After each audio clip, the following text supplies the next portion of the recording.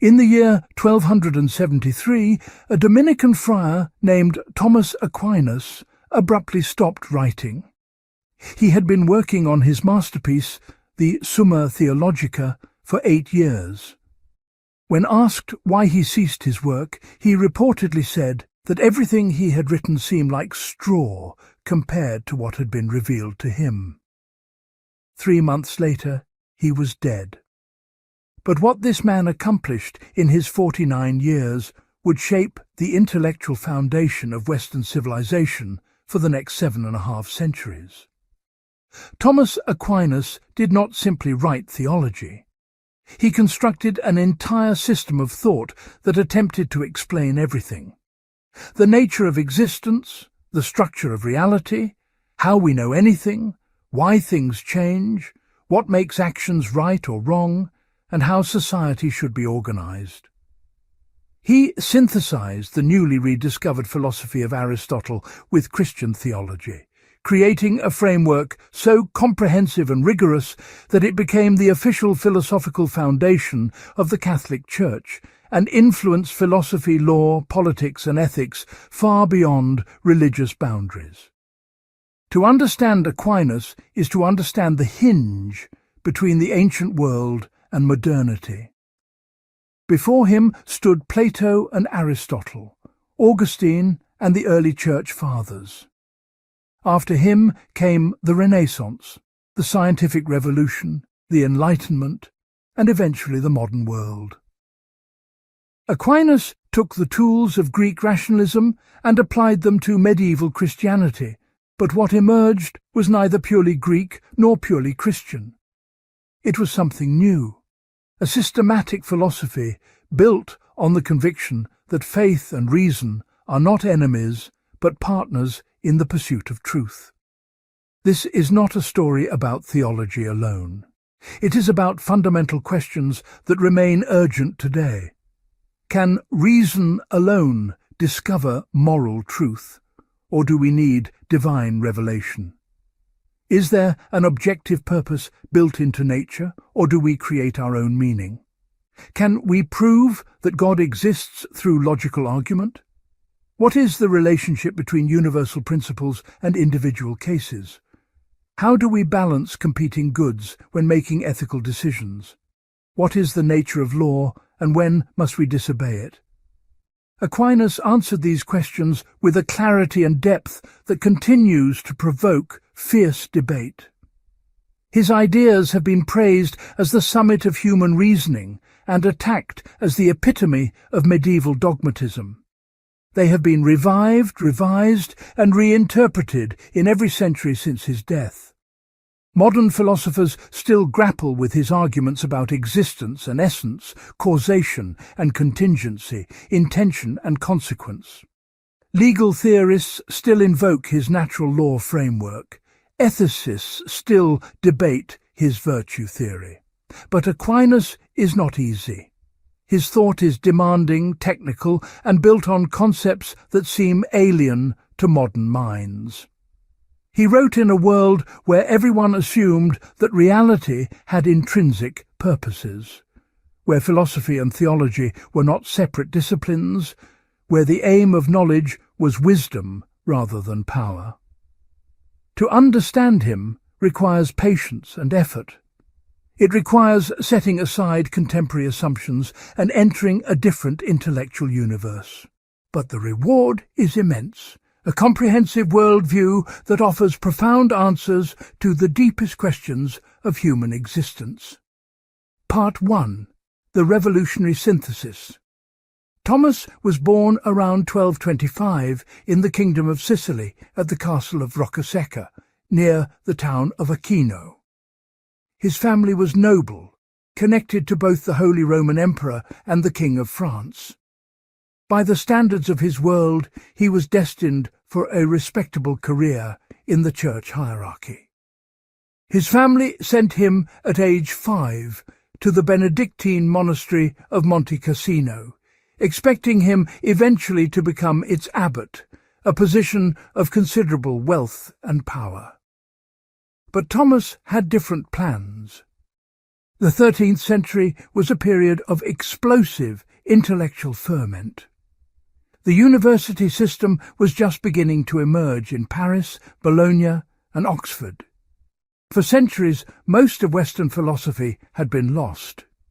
The works of Aristotle, the greatest systematic philosopher of antiquity, had largely disappeared from Latin Europe. They survived only in fragmentary form through the translations and commentaries of a few Roman authors like Boethius and Cicero. But during the 12th and 13th centuries, these texts came flooding back into Europe through a surprising route: the Islamic world. Muslim scholars had preserved, translated, and extensively commented upon Aristotle. Thinkers like Avicenna and Averroes had created sophisticated philosophical systems that integrated Aristotelian thought with Islamic theology. When these works were translated from Arabic into Latin, European scholars suddenly had access to a complete system of philosophy that addressed logic, metaphysics, physics, ethics, politics, and biology with unprecedented rigor and sophistication. This was revolutionary and deeply threatening. The problem was this: Aristotle had been a pagan. He knew nothing of Christianity, nothing of divine revelation, nothing of Christ. Yet his philosophy seemed to explain the natural world with such power and coherence that ignoring it was impossible. Some of his conclusions appeared to contradict Christian doctrine. He seemed to suggest that the world was eternal rather than created, that there was no personal immortality, that God did not know or care about individual human beings. Conservative theologians saw Aristotle as a dangerous corruption of pure Christian faith. In 1277, just after Aquinas died, the Bishop of Paris condemned 219 propositions, many of which were drawn from Aristotelian philosophy or from Aquinas' own works. Into this explosive situation stepped the young Thomas. Against his family's wishes, he joined the Dominican order, a new and controversial group of mendicant friars devoted to preaching and study.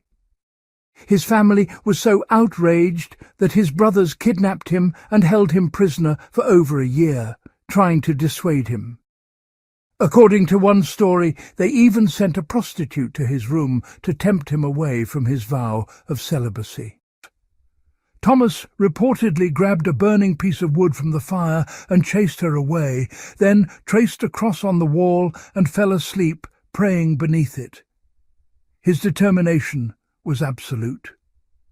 Eventually freed, Thomas went to Paris to study under Albert the Great, himself one of the pioneers in engaging with Aristotle. Albert saw that Aristotle's philosophy was too powerful to be simply dismissed or condemned. Instead, it needed to be understood, corrected where necessary, and integrated with Christian truth. Thomas absorbed this lesson and took it further than anyone else. He would not simply baptize Aristotle. He would use Aristotelian methods and concepts to construct an entirely new synthesis. The core conviction driving Aquinas' project was this: truth is one.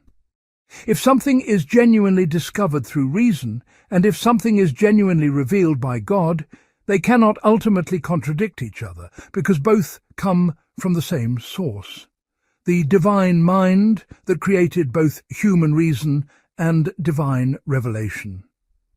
Faith and reason are two paths to truth, and while revelation goes further than unaided reason can reach, reason itself is good, trustworthy, and necessary. This was a bold claim in an era of mounting tension between philosophy and theology. Aquinas distinguished carefully between what reason alone can discover and what requires revelation.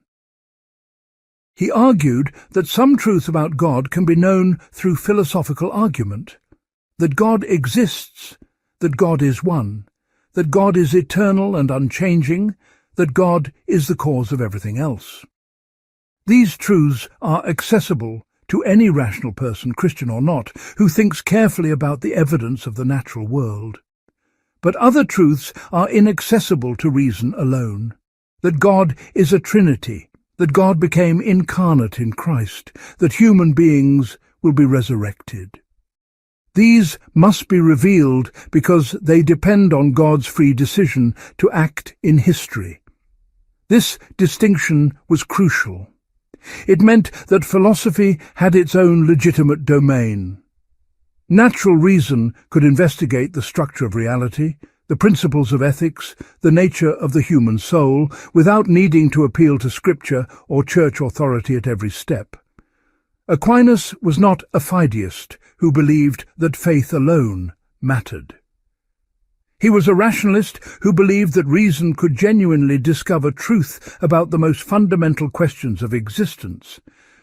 But Aquinas was also not a pure rationalist who thought reason was sufficient. He argued that human reason, while good, was damaged by sin and limited by finitude. We make mistakes, we are biased, we are distracted by passions and self-interest. Revelation serves as a corrective and a guide, showing us truths we could theoretically discover on our own, but helping us reach them more reliably and completely. And Revelation also shows us truths we could never discover on our own, about God's inner life and God's plan for human salvation. This synthesis required Aquinas to master an astonishing range of material. He read and commented on virtually all of Aristotle's major works: the Physics, the Metaphysics, the Nicomachean Ethics, the Politics, the Posterior Analytics, On the Soul, and many others. He engaged deeply with Augustine, the most influential theologian in Western Christianity. He studied the Greek and Latin Church Fathers. He read Jewish philosophers like Maimonides and Muslim philosophers like Avicenna and Averroes. He incorporated insights from the Stoics and Neoplatonists. And he did all of this while teaching, preaching, traveling, engaging in theological disputes, and serving his Dominican order. The fruit of this labor was an extraordinary body of work produced in less than 20 years. His masterpiece was the Summa Theologica, the Summary of Theology, which he began writing around 1266. The title is modest, almost self-deprecating. Aquinas called it an instructional guide for beginners in theology. But the work is monumental.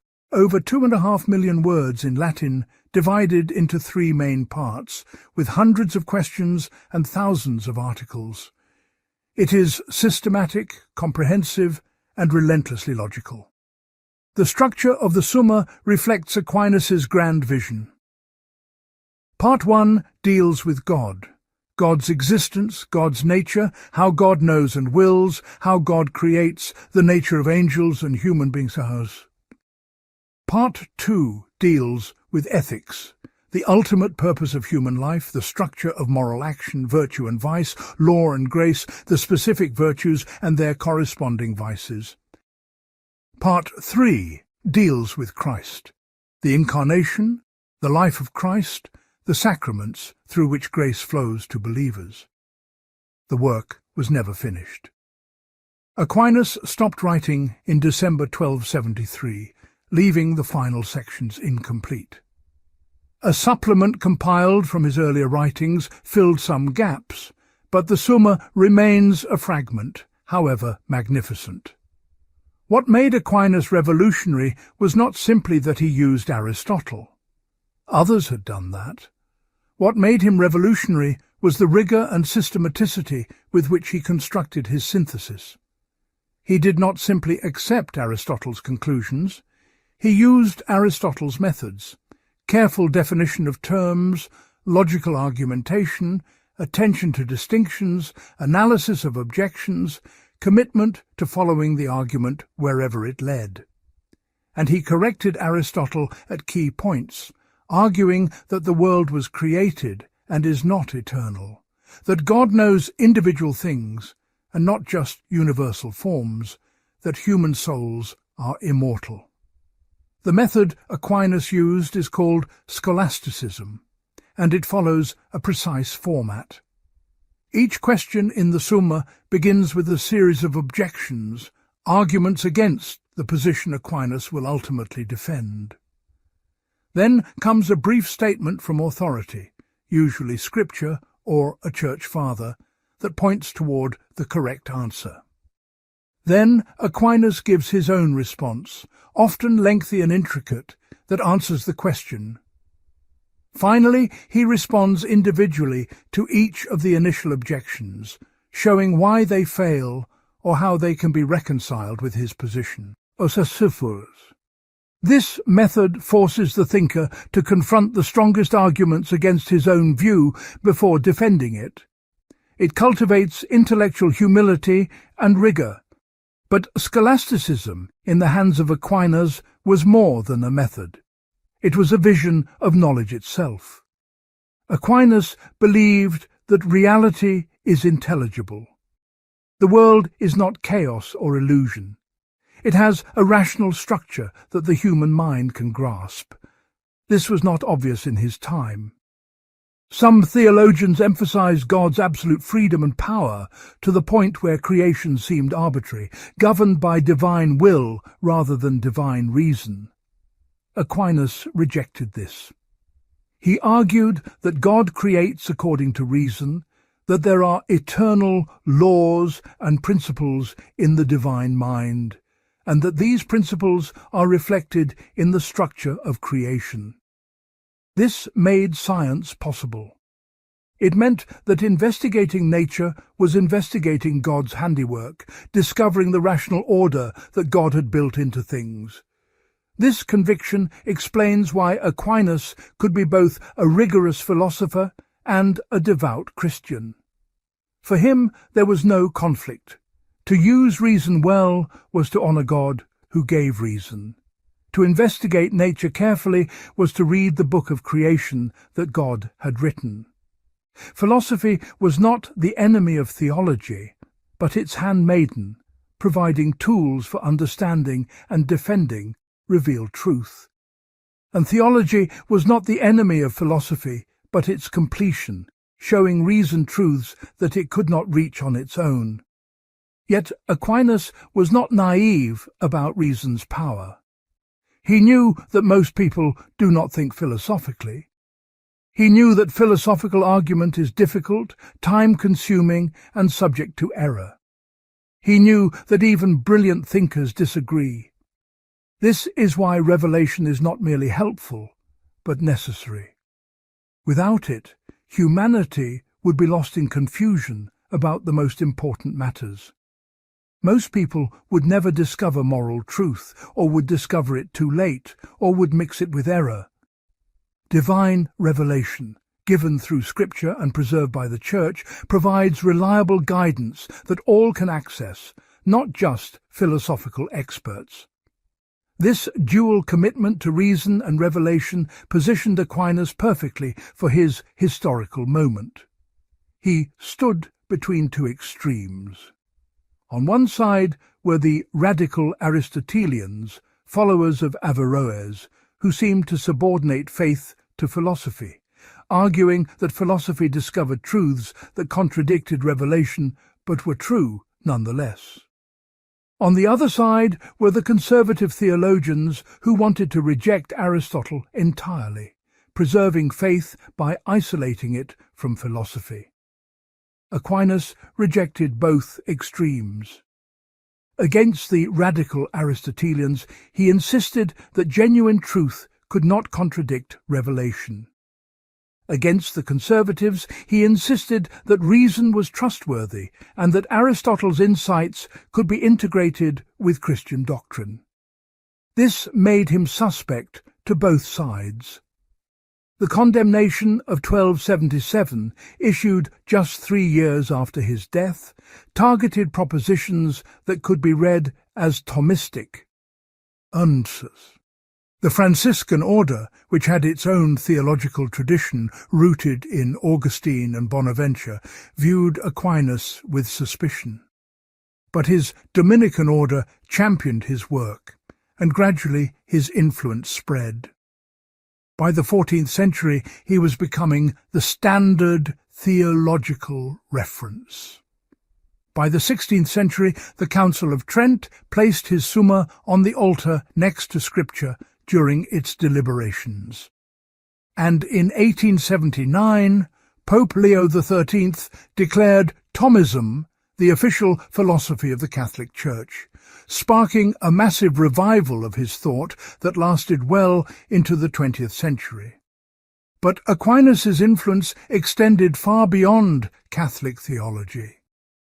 His natural law theory shaped Western legal philosophy and political thought. His virtue ethics influenced moral philosophy. His metaphysics of existence offered a distinctive alternative to both Platonism and modern materialism. His careful distinctions and rigorous argumentation set a standard for philosophical thinking.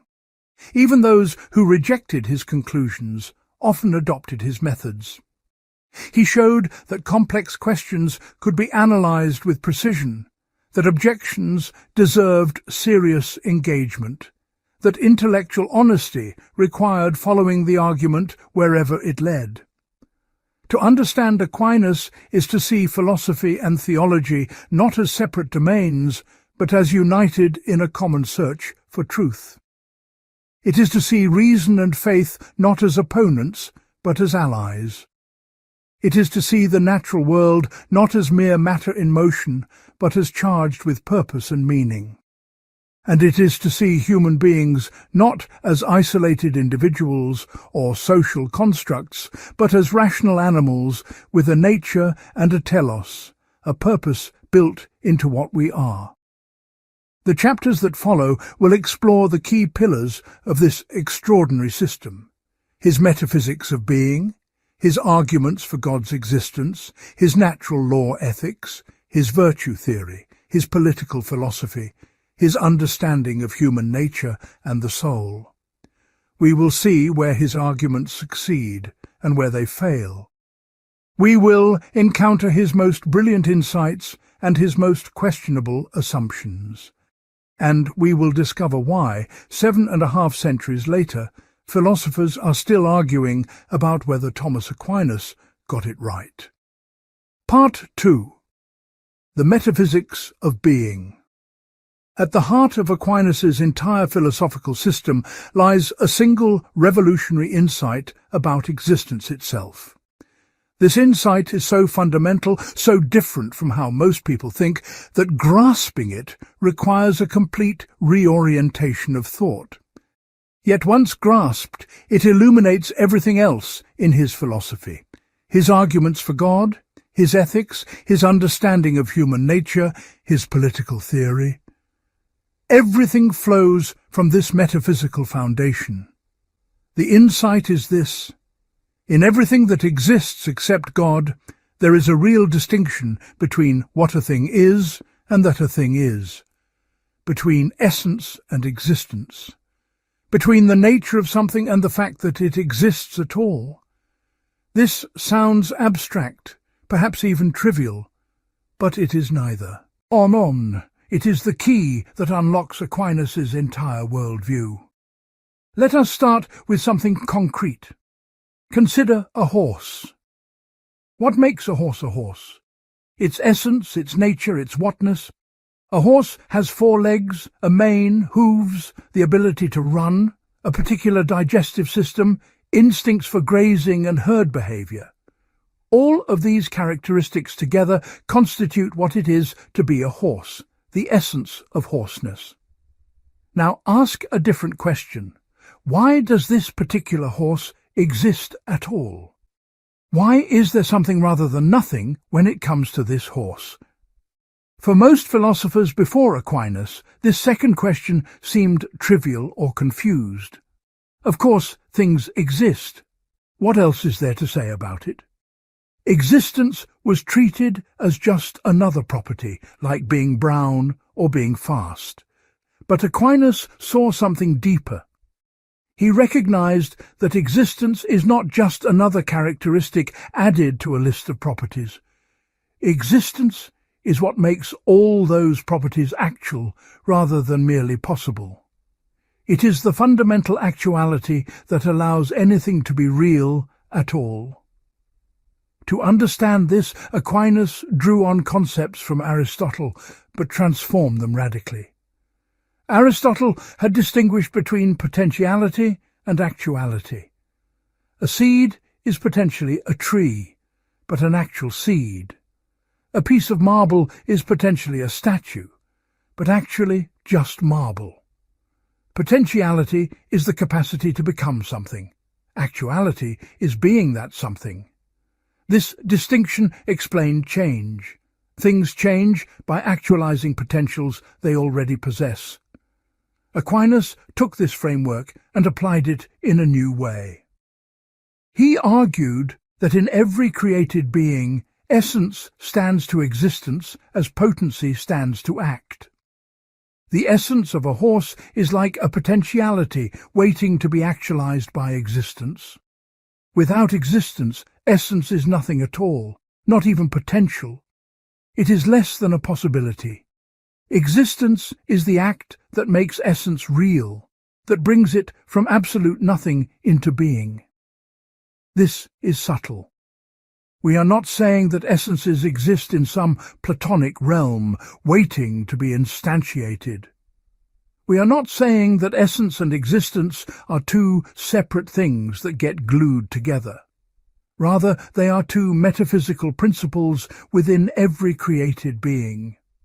They are not parts you could separate, but rather different aspects of what it means for something finite to exist. Think of them as complementary principles that together constitute a complete existing thing. Why does this matter? Because it reveals the radical contingency of everything except God.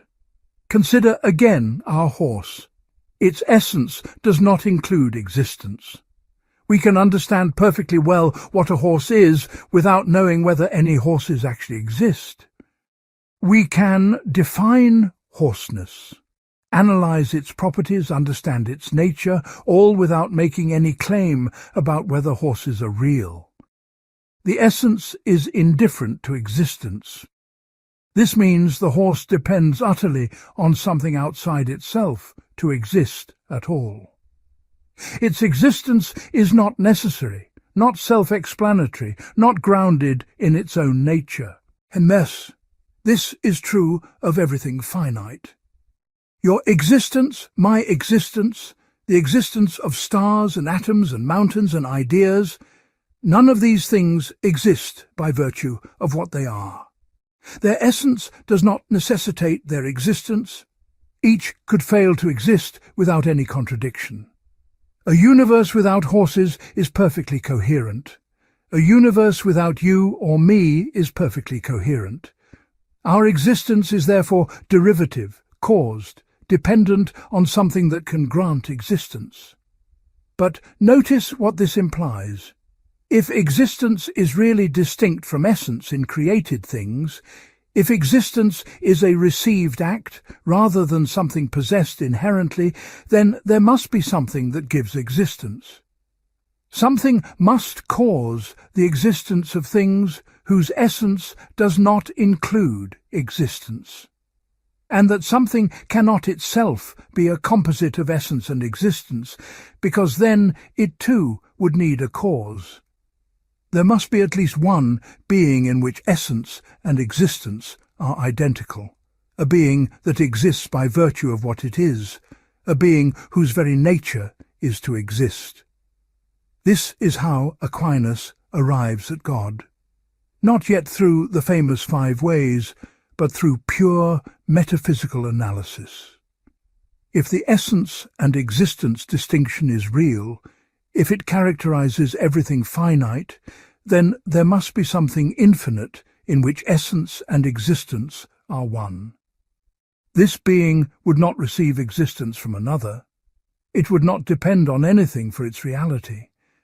It would exist necessarily, eternally, unchangeably. It would be pure actuality with no potentiality, because any potentiality would mean it could be more than it is, which would mean it received existence rather than being existence. Aquinas calls this being whose essence is existence pure, being itself, ipsum esse subsistens in Latin.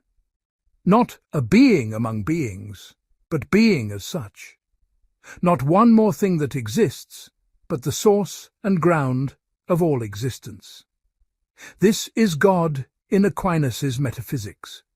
Not the biggest entity in the universe, but the reason anything exists at all. The act that actualizes every essence, the eternal wellspring from which all finite being flows. But let us examine this more carefully, because critics have raised powerful objections. First, how do we know that essence and existence are really distinct? Aquinas argues that we can understand what something is without knowing whether it exists. We can define a dragon perfectly well, even though dragons do not exist. We can understand the nature of a million-sided polygon without being able to visualize it or confirm whether any physical object has precisely that shape. This shows that essence and existence are conceptually distinct. But does conceptual distinction prove real distinction? Not obviously. Just because I can think about essence separately from existence does not mean they are really separate principles in reality. I can think about the colour of a ball separately from its shape, but colour and shape are not really distinct metaphysical principles. They are just different aspects I can focus on mentally. So perhaps the essence and existence distinction is merely a distinction of reason, a way we choose to think about things, not a feature of reality itself. Aquinas anticipated this objection. He argues that if essence and existence were only conceptually distinct, then once we fully understood a thing's essence, we would know whether it exists. Understanding what a horse is would tell us whether horses exist. But this is clearly false. I can be an expert on horse biology, knowing everything about their nature and essence, while being entirely ignorant about whether any horses exist. A biologist could study extinct species whose essence she understands completely without those species existing. This shows that existence adds something real beyond essence, something not contained in or derivable from the essence itself. Furthermore, Aquinas argues, if essence and existence were not really distinct, then everything would exist necessarily. If a thing's nature included its existence, then understanding that nature would reveal that the thing must exist. But clearly, most things do not exist necessarily. Horses are contingent. They came into being at some point in evolutionary history and could go extinct. Their existence depends on prior causes, evolution, the right environmental conditions, continued reproduction. None of this would make sense if their essence included existence. But critics press further. Even if we grant that created things have essence and existence as distinct principles, why think there must be something in which they are identical? Why not say that existence is always distinct from essence, that everything is contingent, that there is no necessary being at all? Perhaps the universe itself is just a brute fact, contingent all the way down, with no ultimate explanation. Aquinas would respond that this violates a fundamental principle, that there cannot be an infinite regress of dependent beings. If every being depends on another for its existence, and that being depends on another, and so on infinitely, then nothing would exist. An infinite series of dependent beings, where each depends utterly on the next, would be like an infinite series of dominoes, where each falls only because the previous one hit it. But if there is no first domino that falls on its own, then none of them would ever fall. Similarly, if there is no being that exists on its own, independently necessarily, then nothing would exist. But is this argument sound? Critics from David Hume to Bertrand Russell have challenged it. Hume argued that explaining each individual thing in a series might be sufficient. If I explain why this horse exists by reference to its parents, and why they exist by reference to their parents, and so on, have I not explained everything that needs explaining? Why demand an explanation for the whole series beyond the explanations for each member? Aquinas would reply that this misses the point. We are not asking why this particular horse rather than that one. We are asking why horses exist at all rather than nothing. Why does existence get actualized in essences rather than essences remaining mere possibilities or not even that? The series of horses explains the distribution of existence among horses, but not why there is existence to be distributed. That requires a source of existence itself. Something that does not receive existence, but is existence. But even granting this, why think such a source exists? Perhaps existence is just a brute fact. Perhaps the universe and everything in it simply is, with no deeper explanation. This is logically possible. There is no formal contradiction in saying that contingent beings exist without any necessary being causing them. So what justifies Aquinas' move from the contingent of finite beings to the necessity of an infinite being? Here we encounter what might be called the principle of sufficient reason, though Aquinas never formulates it explicitly in those terms. The idea is that everything that exists has an explanation for its existence, either in its own nature or in something external. If a thing's nature does not include existence, then something external must explain why it exists. This seems intuitively compelling. We instinctively seek explanations. Science presupposes that natural phenomena have causes and reasons. Our entire rational practice assumes that things do not just happen for no reason at all. But is this principle true? Or is it merely a psychological tendency, a habit of mind that we project onto reality? Quantum mechanics has revealed events at the subatomic level that appear genuinely random, uncaused, violations of deterministic causation. Does this undermine the principle of sufficient reason? Not necessarily. Aquinas is not primarily concerned with event causation, with why this particular event happens at this particular time. He is concerned with existential causation, with why anything exists at all rather than nothing. These are different questions. Even if quantum events are uncaused in the sense of having no prior determining event, they still involve existing things, particles and fields and energy. The question remains, why do these things exist at all? Let us now examine another crucial concept in Aquinas' metaphysics, the distinction between substance and accident. This, too, comes from Aristotle, but Aquinas develops it with new precision. A substance is what exists independently, what can be pointed to as a thing in itself. Accidents are the properties or characteristics that inhere in substances but cannot exist on their own. My height, my colour, my temperature, these are accidents. They exist only as modifications of me, the substance. Why does this matter? Because it shows that not everything that exists in the same way. Substances have being in the primary sense. They are the subjects of existence. Accidents have being only derivationally, only as modifications of substances. When we say a colour exists, we mean it exists in something. When we say a substance exists, we mean it exists, period, not in anything else. This distinction helps Aquinas explain change while preserving identity. When I grow taller, my height changes, but I remain the same substance. The accident changes, the substance endures. If there were no distinction between substance and accident, then any change would destroy the thing and create something new. But clearly this is false. Things persist through change. I am the same person now as I was 10 years ago, despite countless changes in my accidents. But substances, too, are composites in Aquinas' system. Material substances are composed of matter and form. The matter is the underlying stuff that persists through changes of form.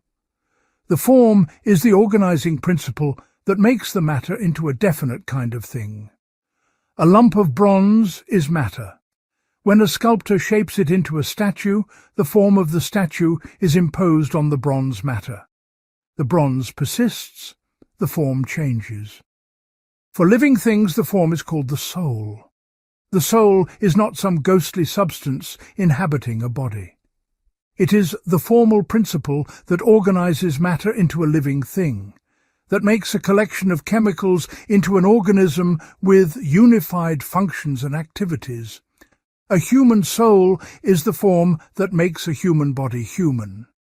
Without the soul, there would just be a collection of organs and tissues, not a living person. This will be crucial when we examine Aquinas' view of human nature. But now we come to the crown of Aquinas' metaphysics, the doctrine that existence itself is the ultimate actuality, the perfection of all perfections. This is perhaps his most original contribution. Neither Aristotle nor any previous philosopher had seen existence in quite this way. For Aristotle, form was the highest actuality. For Neoplatonists, the one or the good was the supreme principle. But Aquinas argued that existence, esse, is the act that actualizes everything else. Why is existence the highest actuality? Because everything else depends on it. You cannot have form without existence. You cannot have substance or accident, act or potency, matter or soul without first having existence. Existence is the precondition for everything. It is what makes everything else real rather than merely possible or conceptual. Therefore, existence is the most fundamental act, the actuality that all other actualities presuppose. This has profound implications. It means that God, as pure existence, contains all perfections. Every positive attribute, every excellence, every goodness found in creatures pre-exists in God in a higher way. Because existence is the ground of all actuality, and because actuality is better than potentiality, being is better than non-being. God, as pure being, is supremely perfect. God does not have goodness or wisdom or power as added qualities. God is goodness, wisdom, and power in their pure and infinite form. But how can one thing be multiple perfections? How can God be both wisdom and power and goodness if these are different attributes? Aquinas responds that these are different only from our perspective. We abstract different aspects and give them different names, but in God, who is absolutely simple, all perfections are one. God's wisdom is God's power, is God's goodness, is God's existence. There is no composition in God, no distinction of essence and existence, no distinction of substance and accidents, no distinction of different attributes. God is pure unity, pure actuality, pure being. Critics find this incomprehensible. If God is absolutely simple, how can God be multiple perfections? If all attributes are identical in God, then wisdom is power, which seems absurd. Aquinas responds that the attributes are identical in reality, but distinct in the way they relate to creatures. When we say God is wise, we mean that God produces wise effects in a way that corresponds analogously to what we call wisdom. When we say God is powerful, we mean God produces effects that correspond analogously to what we call power. The distinction is in how we understand and apply these terms, not in God's being itself. But this raises deep problems about religious language. If we cannot speak about God literally, if all our terms are merely analogous, then do we really know anything about God at all? Aquinas developed a sophisticated theory of analogy to address this. He distinguished between univocal predication, where a term means exactly the same thing applied to different subjects, equivocal predication, where a term has completely different meanings, and analogical predication, where a term has related but not identical meanings. When we call both a dog and a human healthy, we use the term analogically. The dog is healthy in itself, the human is healthy in itself, but health in a dog differs from health in a human because they have different natures.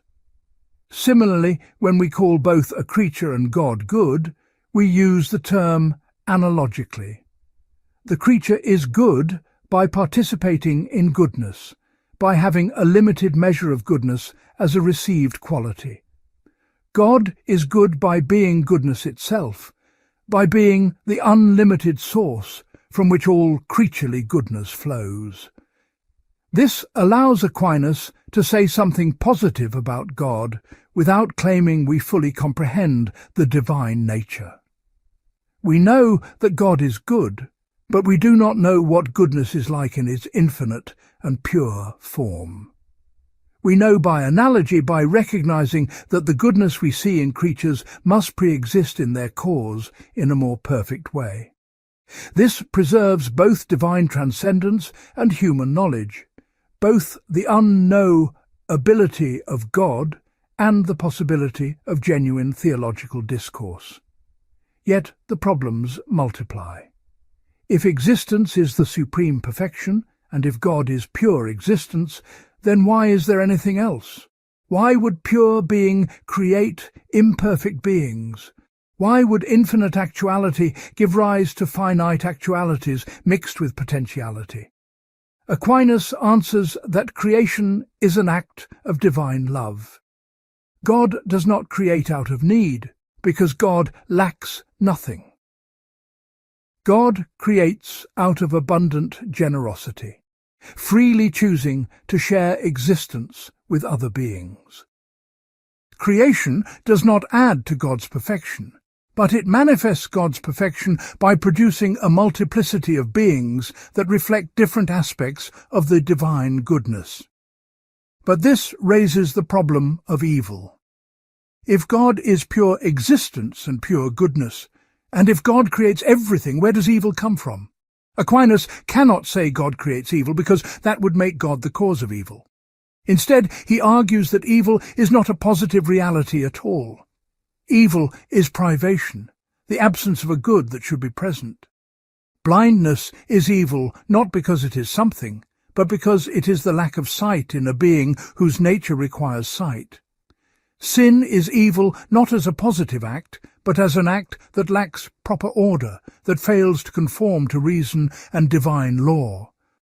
Critics have found this unsatisfying. Cancer is not just the absence of health, it is a positive, destructive process. Cruelty is not just the absence of kindness, it is active malice. Aquinas would respond that these are indeed positive acts and processes, but their evil consists in what they lack: proper order, right proportion, orientation to the good. Cancer involves cells reproducing, which is in itself good, but lacking the regulation that maintains health.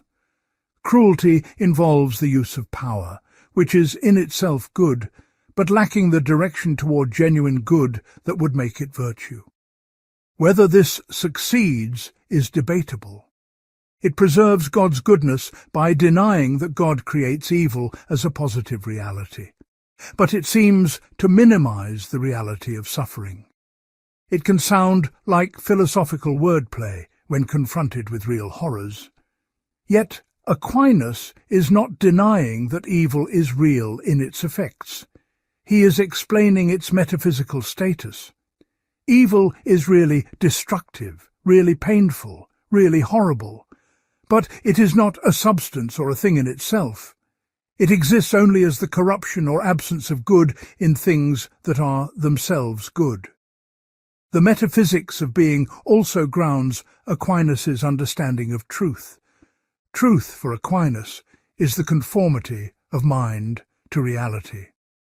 When my thought corresponds to how things actually are, my thought is true.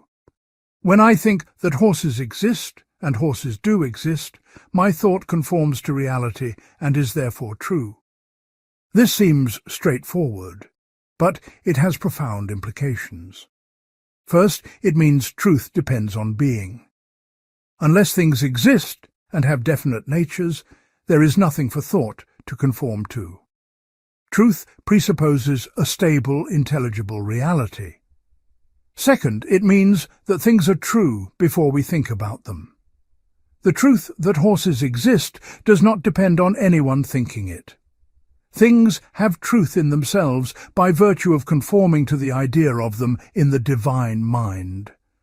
Every created thing is true insofar as it realizes its essence, insofar as it is what it is meant to be. This leads to a hierarchy of truth. Things have truth by conforming to God's creative ideas. Human thoughts have truth by conforming to things. Language has truth by conforming to thought. At every level, truth is correspondence, conformity of something to a standard or measure. The ultimate standard is the divine intellect, which knows all things because it is the cause of all things. God's knowledge is creative. God knows things by causing them to be. Our knowledge is receptive. We know things by receiving forms from them through sensation and abstraction. But what about mathematical truths or logical principles? These do not seem to exist in the physical world. There are no perfect circles or infinite sets in nature. Yet mathematical truths seem to be true necessarily and eternally. Aquinas locates these truths in the divine mind. God knows all possible mathematical relationships because God knows the divine essence, which is imitable in infinite ways. The necessary truths of mathematics and logic reflect the eternal structure of divine reason. When we discover mathematical truths, we participate in God's knowledge, though imperfectly and partially. This entire metaphysical system, from the essence and existence distinction to the nature of truth, forms the foundation for everything else in Aquinas' philosophy. It explains why God exists, why creation is intelligible, why we can have genuine knowledge, why there are universal natures despite individual differences, why change is possible without destroying identity, why perfection and imperfection coexist. It is an architectural marvel, with each stone carefully placed to support the whole structure. But is the foundation solid? Modern philosophy has challenged virtually every element. The essence and existence distinction has been questioned as either obvious to the point of triviality or meaningless metaphysical speculation. The substance and accident distinction has been replaced in much modern thought by bundles of properties or events. The analogy of being has been criticized as vacuous, saying nothing determinate about God. The principle of sufficient reason has been rejected by those who embrace brute facts and ultimate contingency. Yet Aquinas' metaphysics continues to find defenders among both religious thinkers and secular philosophers. Contemporary analytical Thomists argue that his insights can be reformulated in modern terms, and that they address problems that analytic metaphysics still struggles with. The nature of existence, the grounding of modality, the problem of universals, the relationship between essence and identity. Whether one accepts Aquinas' conclusions or not, The depth and rigour of his metaphysical vision commands respect. It remains one of the most comprehensive attempts to explain the fundamental structure of reality. Part 3. The 5 Ways to God. Having established his metaphysical framework, Aquinas turns to what many consider the central question of philosophy and theology. Does God exist? Can we prove it? Or must we simply accept it on faith? For Aquinas, the answer is clear. God's existence can be demonstrated through reason alone, without appealing to Scripture or revelation. But the demonstration is not simple, and Aquinas offers not one, but 5 distinct arguments, each approaching the question from a different angle. These arguments, known as the 5 Ways, appear near the beginning of the Summa Theologica. They are deliberately brief, almost compressed. Aquinas had developed them at length in other works, particularly the Summa contra Gentiles. In the Summa Theologica, he assumes educated readers familiar with the background philosophy. This brevity has led to centuries of debate about what exactly the arguments claim, and whether they succeed. One crucial point before examining the arguments: Aquinas is not trying to prove the God of Christian revelation in all his particularity. He is not trying to prove the Trinity or the Incarnation or any specifically Christian doctrine. Those require revelation. What he is trying to prove is that there exists a being with certain fundamental attributes: necessary existence, unchangeability, causality, perfection, and intelligence. Once these are established, Aquinas argues, we can rightly call this being God, even though fuller knowledge requires revelation. The first way argues from motion or change. Aquinas begins with an observable fact. Things in the world change. Water becomes ice, acorns become oak trees, students become educated, the ignorant become knowledgeable. Change is everywhere. But what is change? Following Aristotle, Aquinas understands change as the actualization of potentiality. The water is potentially ice, then becomes actually ice. The acorn is potentially an oak, then becomes actually an oak. Change is the movement from potency to act. But here is the crucial point. Nothing can move itself from potency to act. Why not? Because to actualize a potential, something must already be actual. The water cannot make itself freeze, it requires cold temperature. The acorn cannot make itself grow, it requires soil and water and sunlight. A thing cannot be simultaneously actual and potential in the same respect. The water is actually liquid and potentially solid, but it cannot be both actually liquid and actually solid at once. Therefore, whatever changes must be changed by something already actual. This leads to a chain of movers. The water is frozen by cold air, which is moved by atmospheric conditions, which are moved by solar radiation, which is moved by nuclear fusion in the sun, and so on. But can this chain go back infinitely? Aquinas argues it cannot. Not because an infinite temporal regress is impossible, which he thinks cannot be proven philosophically, but because an infinite regress of essentially ordered causes is impossible. This distinction is critical and often misunderstood. Aquinas is not arguing that the universe must have had a beginning in time. He explicitly says that faith teaches the universe began, but reason cannot prove it. What he is arguing is that right now, at this moment, the chain of causes responsible for current changes must trace back to something that does not itself need to be moved. An essentially ordered series is one where the intermediate causes have no power except what they derive from the first cause. Like a stick pushing a stone. The stick can push only because a hand moves it, and the hand can push only because muscles move it, and so on. Remove the first cause, and the whole series collapses. Therefore, Aquinas concludes, there must be a first mover that moves others without itself being moved. Something that is pure actuality with no potentiality, because any potentiality would mean it could be moved by something else. This unmoved mover, Aquinas says, everyone understands to be God. The second way argues from efficient causation. We observe that some things cause other things. A fire causes heat, parents cause children, choices cause actions. Nothing can be the efficient cause of itself, because that would require it to exist before itself, which is absurd. So every effect depends on a prior cause. But again, can this series go back infinitely? Aquinas argues no. If there were no first cause, there would be no intermediate causes, and therefore no observed effects.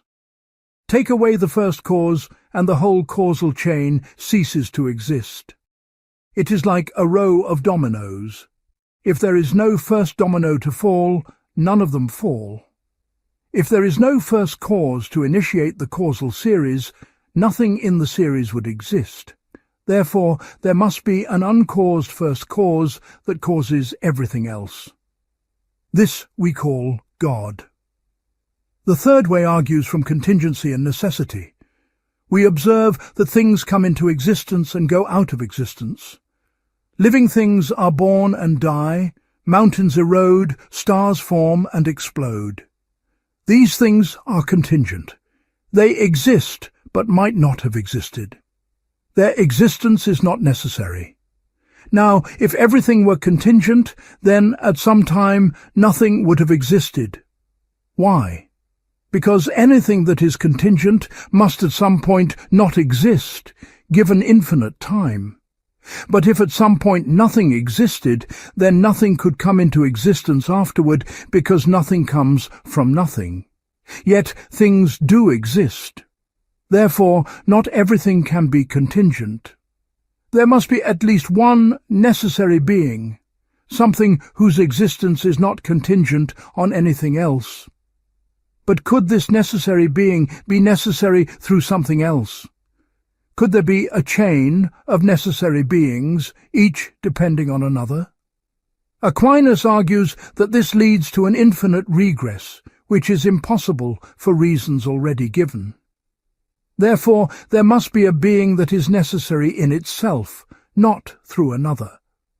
A being whose very nature is to exist, whose essence and existence are identical. This is what we call God. The fourth way argues from degrees of perfection. We observe that things have different degrees of goodness, truth, nobility, and other perfections. Some things are better than others, truer than others, more noble than others. But terms like better, truer, and more noble only make sense in relation to a maximum. We can only call something hot or cold in relation to maximum hotness. We can only call something good in relation to maximum goodness. Therefore, Aquinas argues, there must be something that is maximally good, true, and noble, something that is the cause of goodness and truth and nobility in all other things. Just as fire, which is maximally hot, causes heat in other things, so there must be something maximally perfect that causes perfection in other things. This maximum being is God. The fifth way argues from the governance of the world or final causality. We observe that natural things lacking intelligence act toward definite ends. Acorns consistently grow into oaks, not into elms or rocks. Planets orbit in stable patterns. Chemical reactions follow consistent laws. These unintelligent natural things behave as though directed toward goals.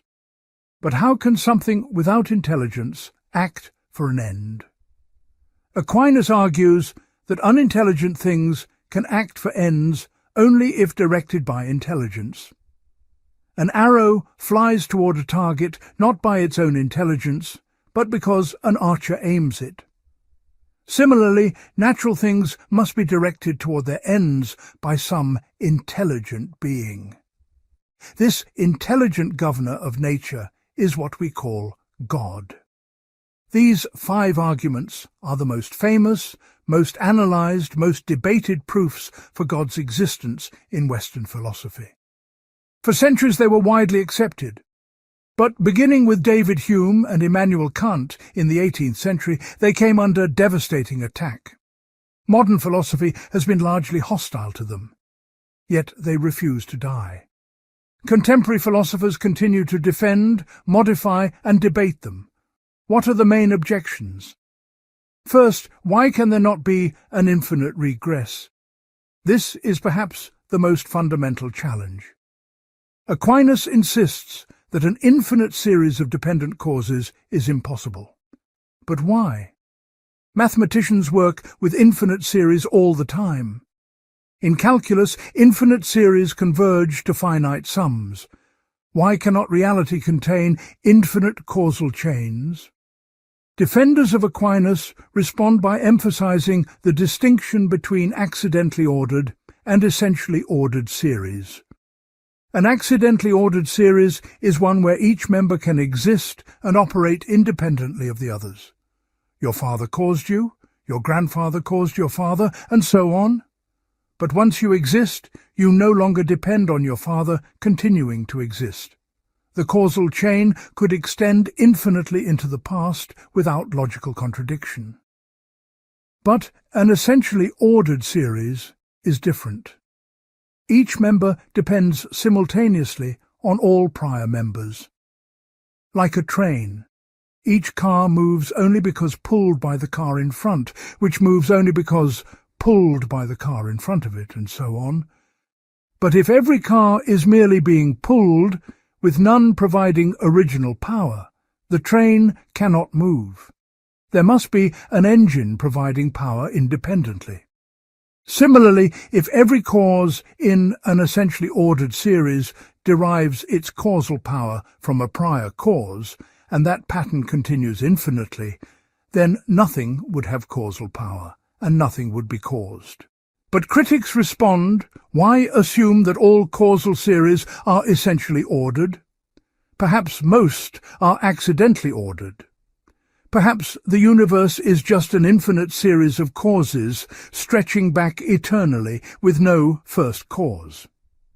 Each event is caused by a prior event, and that is explanation enough. Why insist on a first cause outside the series? Aquinas would reply that this misunderstands what is being explained. We are not primarily asking why this particular event rather than that one. We are asking why there is causal power at all, rather than nothing. Why does anything have the power to produce effects? Tracing causes back temporally does not answer this. Even an eternal universe of causes would need something to give causal power to the series as a whole. But is this convincing? David Hume famously argued that explaining each individual member of a series might be sufficient. If we explain A by reference to B, B by reference to C, and so on, have we not explained everything? Why demand an explanation for the whole series beyond the explanations for its parts? Aquinas would say that explaining the distribution of causal power among causes does not explain the existence of causal power itself. But critics remain unconvinced. Second, why think the first cause must be God? Even granting that the arguments establish a first mover, first cause, necessary being, maximum perfection, and intelligent governor, why identify all these with one being? Why not multiple gods? Why not a first cause that is not particularly good, or a necessary being that is not particularly intelligent? Aquinas has answers, but they require additional arguments not given in the 5 ways themselves. He argues that there cannot be multiple necessary beings because necessity admits of no limitation. If something exists necessarily, it cannot be limited by anything external, because then its existence would depend on that limit. But if unlimited, it must be infinite and unique. Two infinite beings are impossible, because each would limit the other. Therefore, there can be only one necessary being. Similarly, Aquinas argues that the first cause must have all perfections, because, as pure actuality, it cannot lack anything. Any lack would be a potentiality, which contradicts being pure act. Therefore, the first mover is also the first cause, also the necessary being, also the maximum perfection, also the intelligent governor. All these are one being with multiple aspects. But critics charge that this additional argumentation essentially concedes that the five ways alone do not prove what Aquinas claims. They establish at most that something exists with certain properties, but identifying that something with the God of classical theism requires further controversial premises. Third, the analogy of being creates problems. When Aquinas says the first cause is maximally good or intelligent, what does this mean?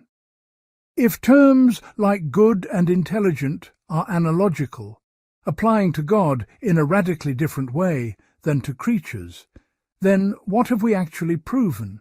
Have we proven that something good and intelligent exists, or merely that something exists to which we apply these terms without really understanding what they mean? Aquinas would respond that analogy allows genuine knowledge, even if incomplete. We know that God is good in the sense that God is the cause of goodness in creatures and possesses goodness in a higher mode. This is real knowledge, even if it falls short of comprehension. But critics wonder whether this rescues the arguments or admits their failure.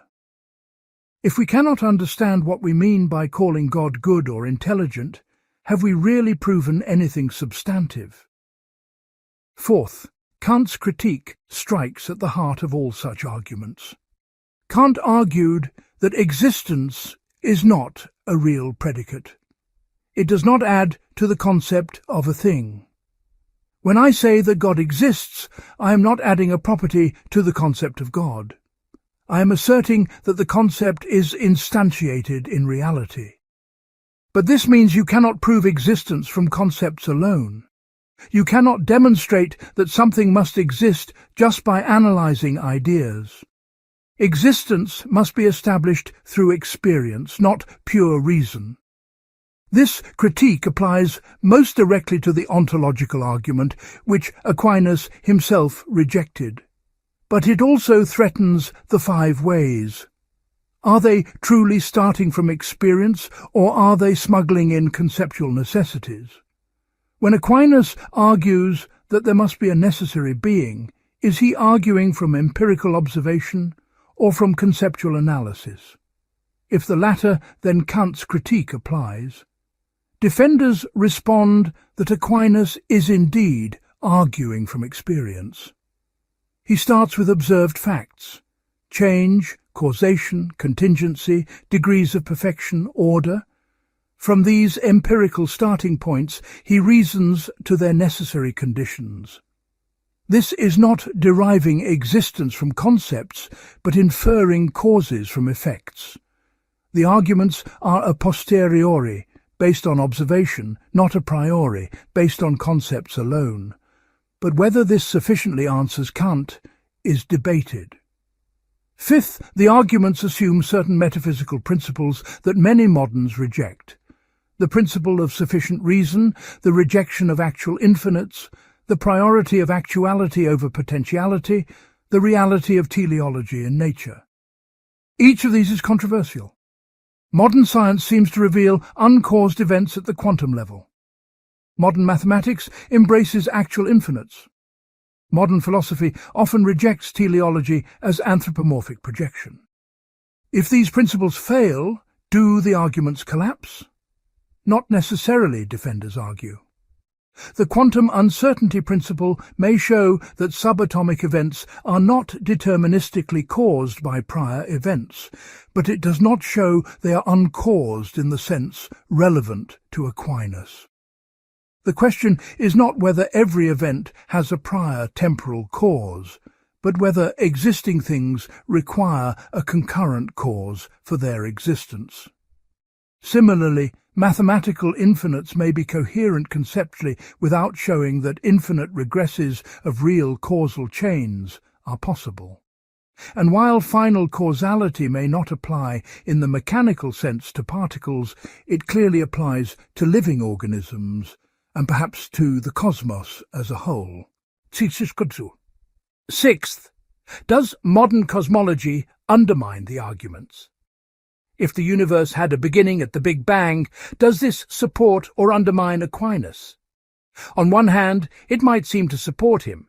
There was a first moment, therefore a first cause. On the other hand, it creates problems. Aquinas explicitly said reason cannot prove the universe began, yet now science seems to show it did. Moreover, if time itself began with the Big Bang, what does it mean to speak of a cause before the universe? Can there be causation without time? Contemporary defenders of Aquinas argue that the Big Bang is irrelevant to his arguments. He was not arguing that the universe must have a temporal beginning. He was arguing that even an eternal universe would require a cause for its existence at every moment. The question is not what started the chain, but what sustains it right now. Even if the universe has always existed, it would still be composed of essence and existence, still be contingent, still be in motion, still require a cause.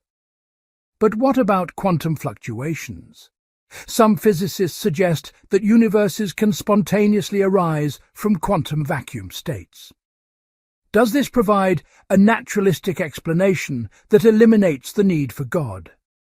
Defenders of Aquinas respond that quantum fluctuations are not nothing. They occur in quantum fields governed by physical laws. The question remains, why do quantum fields exist? Why do they have the properties they have? Why do laws govern them? The explanatory regress continues. Seventh, the argument from evil challenges the conclusion that the first cause is maximally good. If God is all good and all-powerful, why is there evil? This is not a direct critique of the five ways, but a challenge to the identification of the first cause with the God of classical theism. Aquinas addresses this at length elsewhere, arguing that evil is privation and that God permits evil for the sake of greater goods. But many find this inadequate in the face of profound suffering. Finally, there is William Paley's critique, ironically coming from a fellow theist. Paley's famous watchmaker argument seems superior to Aquinas' fifth way. Paley argues that just as finding a watch implies a watchmaker because of its evident design, finding eyes and wings and complex organs implies an intelligent designer. This seems more intuitively compelling than Aquinas' abstract argument about final causality. Yet Aquinas would argue that Paley's argument is weaker because it only establishes an intelligent designer, not a necessary being or first cause. The designer could itself be part of the created order, not the ultimate explanation of existence. Modern versions of these arguments continue to be developed. The Kalam cosmological argument, revived by William Lane Craig, argues that the universe began to exist. Whatever begins to exist has a cause, therefore the universe has a cause. This uses modern cosmology more directly than Aquinas. The fine-tuning argument points to the precise values of physical constants necessary for life, and argues that this suggests design. Contemporary philosophers of religion like Richard Swinburne argue that God's existence is the best explanation for multiple features of reality taken cumulatively, even if no single argument is conclusive. But perhaps the deepest question is this: what would count as proving God's existence? If we mean mathematical proof with absolute certainty and no possibility of doubt, then perhaps nothing could prove it. God is not a mathematical object.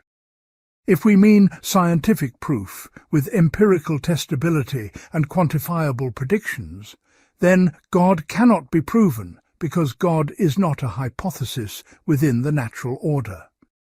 But if we mean philosophical demonstration, showing that certain conclusions follow necessarily from certain premises, then perhaps the arguments succeed if their premises are true. The 5 ways remain philosophically live options. Thomistic philosophers continue to defend and refine them. Atheist philosophers continue to critique and reject them. The debate is unlikely to be settled definitively because it ultimately rests on fundamental metaphysical commitments about the nature of explanation, causation, necessity, and being itself. Those who find brute facts acceptable will reject the arguments. Those who insist on sufficient reasons will find them compelling. What cannot be denied is their historical importance. For centuries, these arguments shaped Western theology and philosophy. They provided the intellectual framework for natural theology, the attempt to know God through reason alone. They influenced Islamic and Jewish philosophy as well as Christian. They set the agenda for debates about faith and reason, science and religion, philosophy and theology.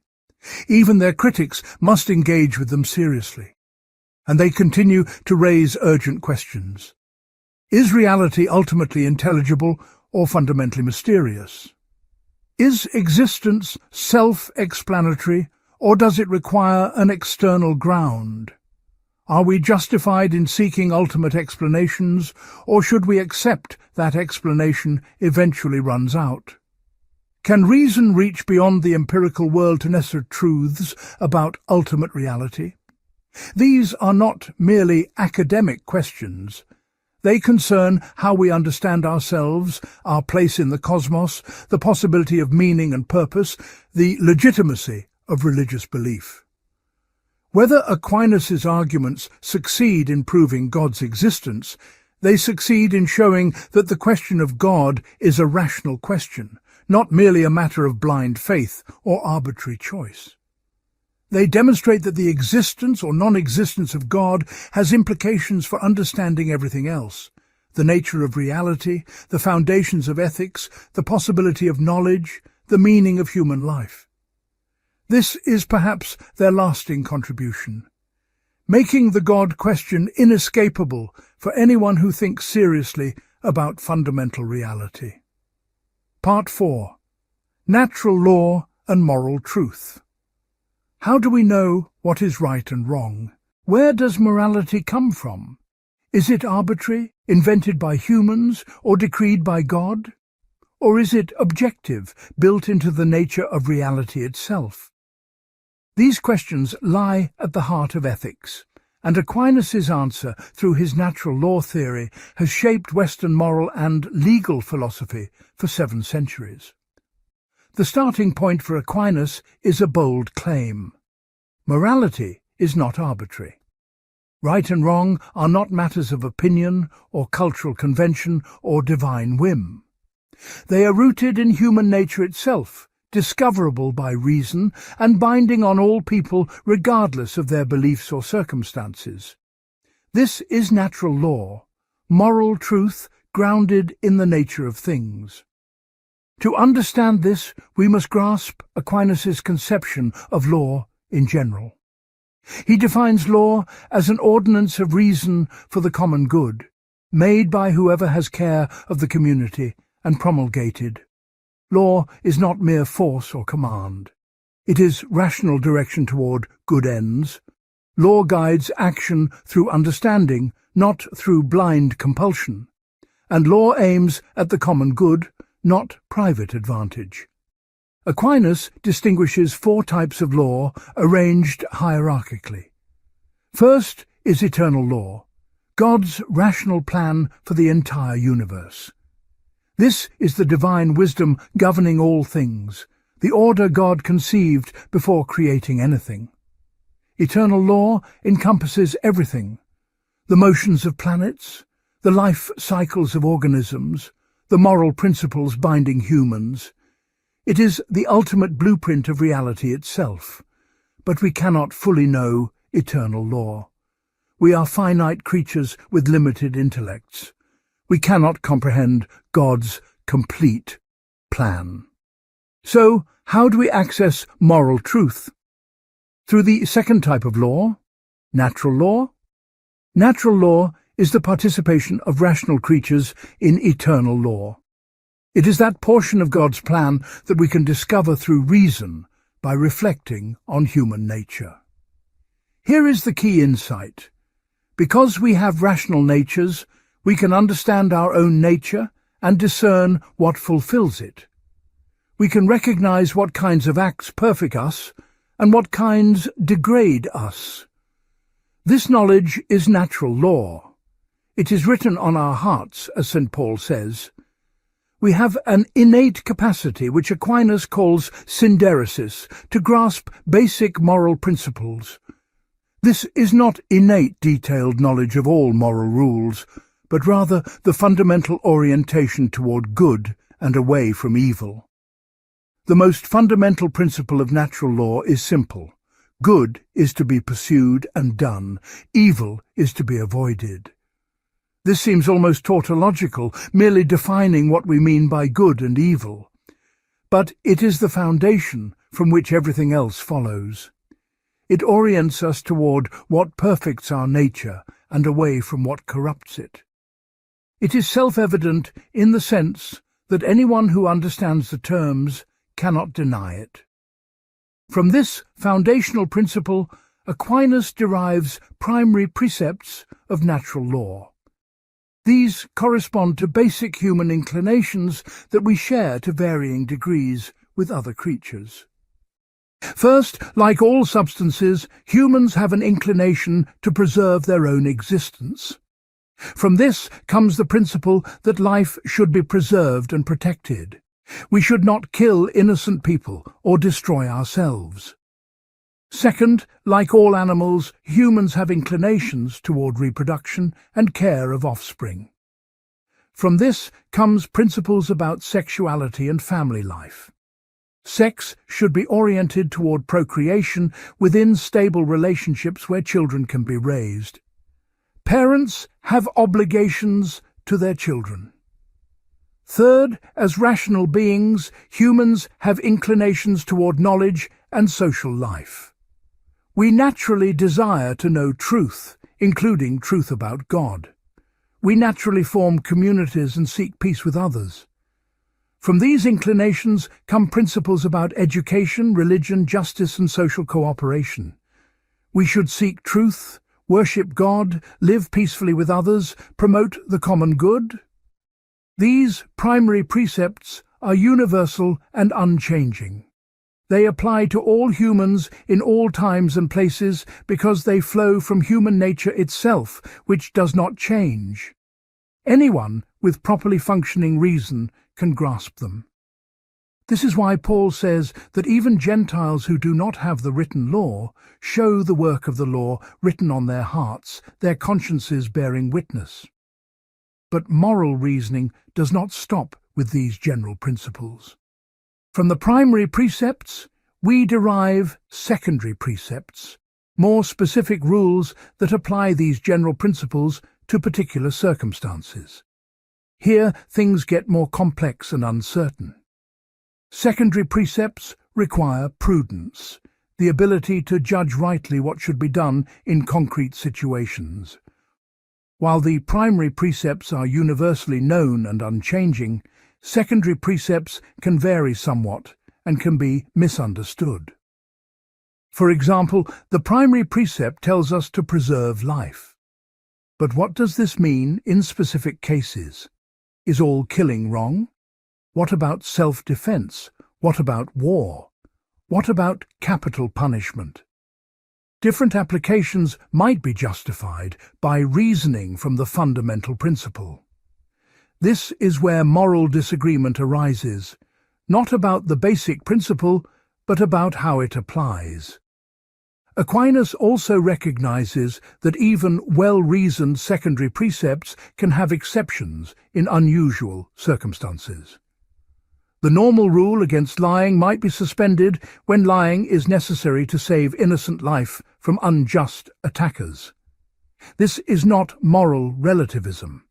The primary precepts remain absolute, but their application in unusual cases may require nuanced judgment that seems to violate the usual secondary precepts. Beyond primary and secondary precepts derived from reason are the third type of law, human law. This is positive law enacted by political authorities.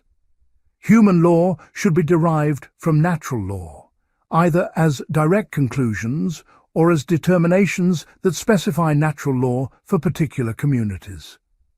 For instance, natural law tells us to punish crime, but it does not specify exact punishments. Human law determines that theft merits this penalty, assault that penalty, and so on. Good human laws align with natural law. They promote the common good and reflect rational moral principles.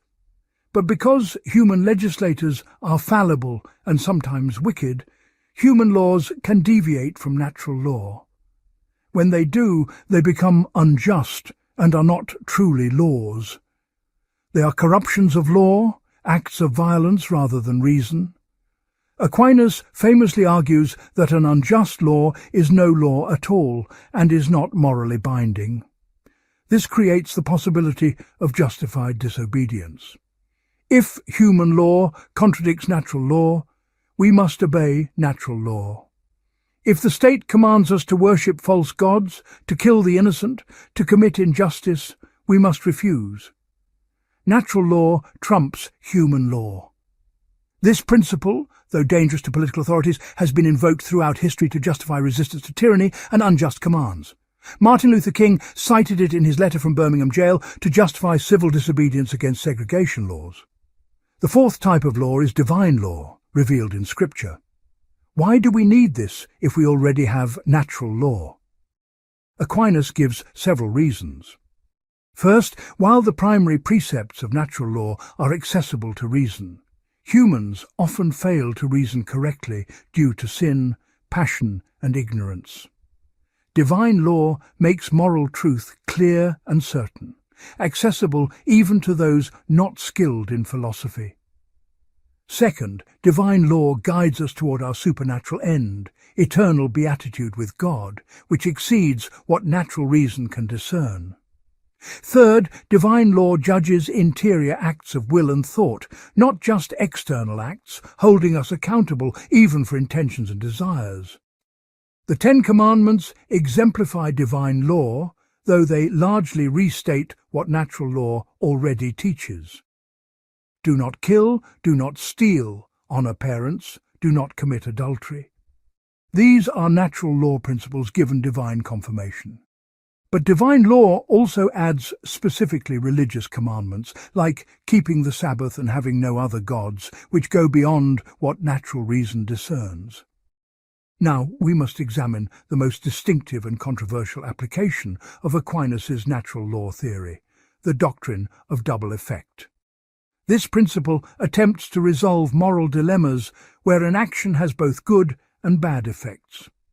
When is it permissible to perform an act that causes harm as a side effect of pursuing good? Aquinas introduces this in discussing self-defense. Is it permissible to kill an attacker in self-defense? At first, this seems to violate the primary precept against killing. But Aquinas argues that a single act can have two effects, preserving one's own life and causing the attacker's death. The moral quality of the act depends on which effect is intended. 4 conditions must be met for an act with double effect to be morally permissible. First, the act itself must be good, or at least morally neutral, not intrinsically evil. Defending oneself is not inherently wrong. Second, the agent must intend the good effect, not the bad. You intend to preserve your life, not to kill the attacker.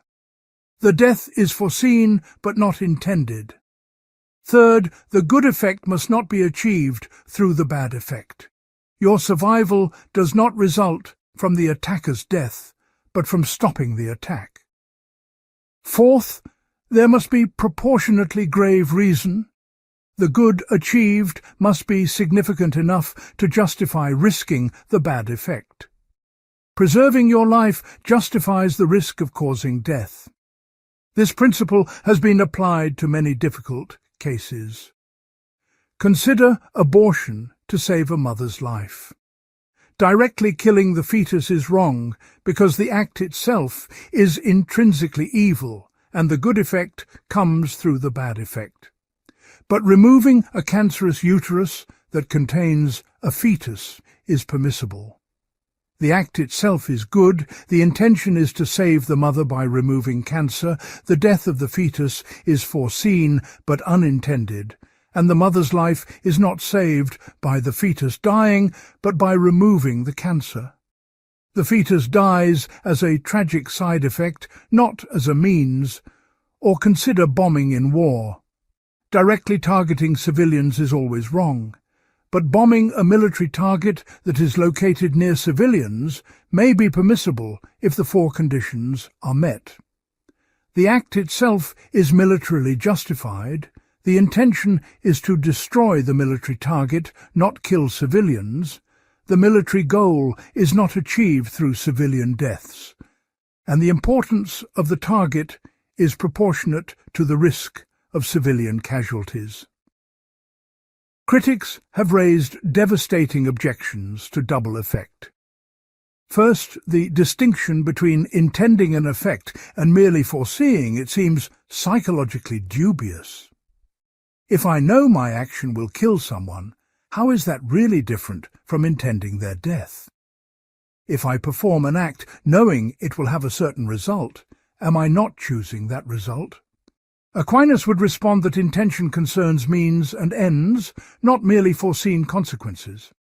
I can choose an action as a means to an end while regretting certain consequences that inevitably follow. Second, the doctrine seems to allow agents to escape moral responsibility through verbal gymnastics.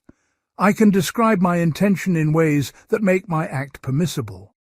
If I bomb civilians, I say I intend to destroy their houses and weaken enemy morale. I merely foresee their deaths. This seems like rationalization. Aquinas would respond that self-deception is always possible, but genuine application of the doctrine requires honest examination of one's true intentions, not clever verbal formulations. Third, the distinction between act and effect seems arbitrary. In the abortion case, why is removing the uterus one act with two effects rather than two acts, removing the uterus and killing the fetus? How do we individuate actions? Aquinas would respond that actions are individuated by their objects, what they directly accomplish. Removing an organ is one act. Its effects on what is contained in the organ are consequences, not part of the act itself. Fourth, why does intentional evil matter more than foreseen evil?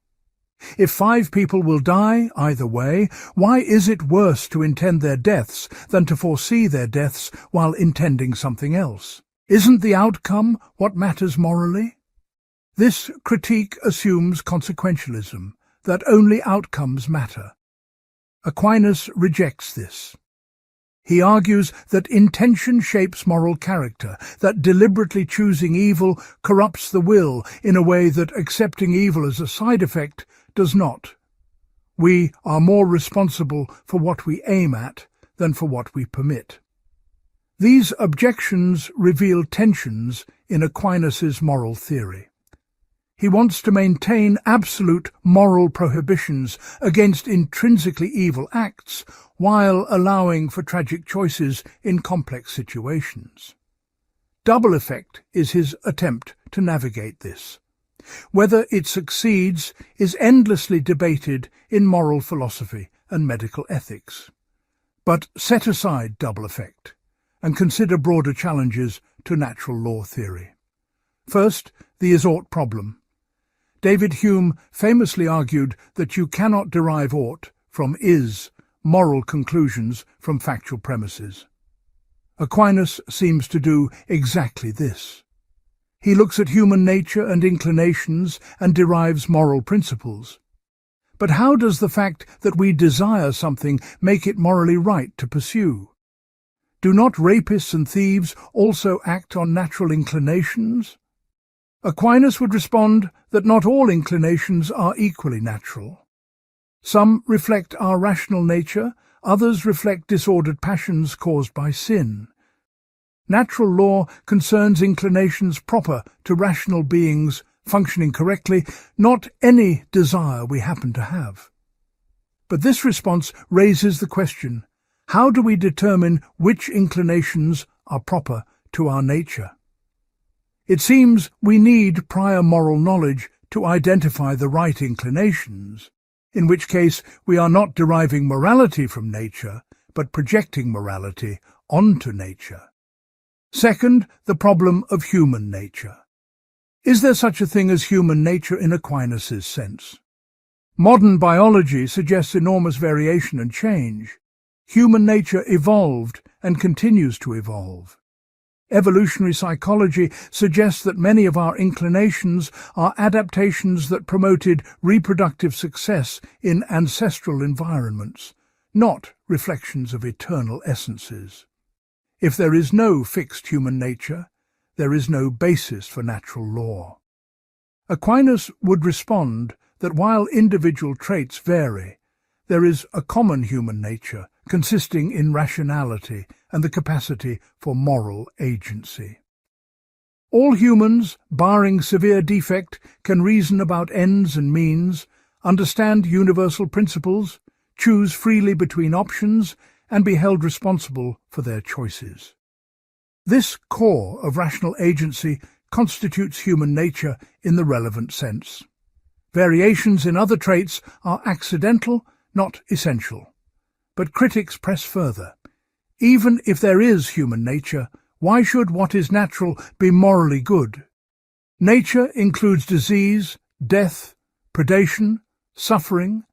Natural disasters kill indiscriminately. Cancer is natural. Should we embrace these as good? Why think that what comes naturally is what we ought to do?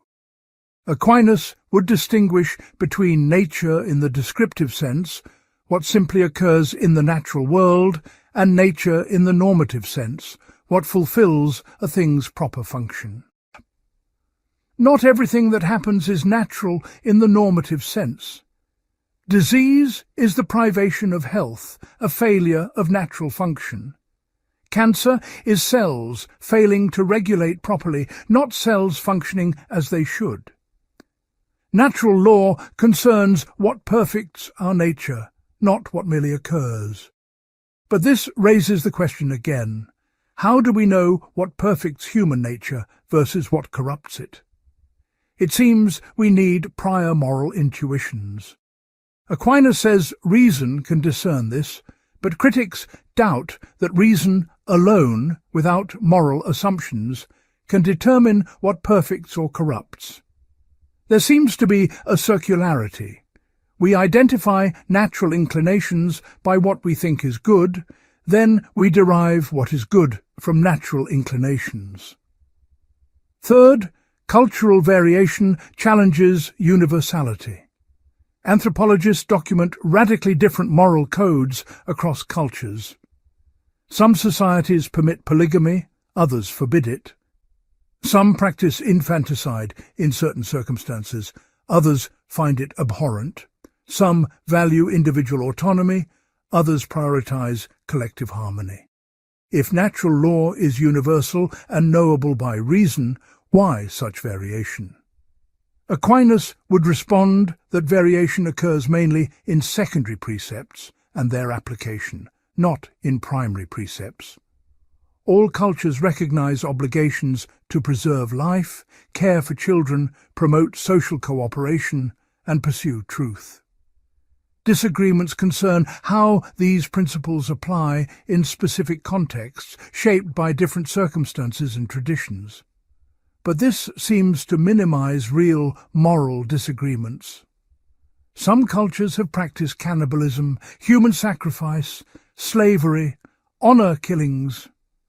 Are these merely different applications of shared principles, or do they reflect genuinely different basic moral views? Fourth, the Euthyphro dilemma returns. Is something right because it conforms to natural law, or does it conform to natural law because it is right?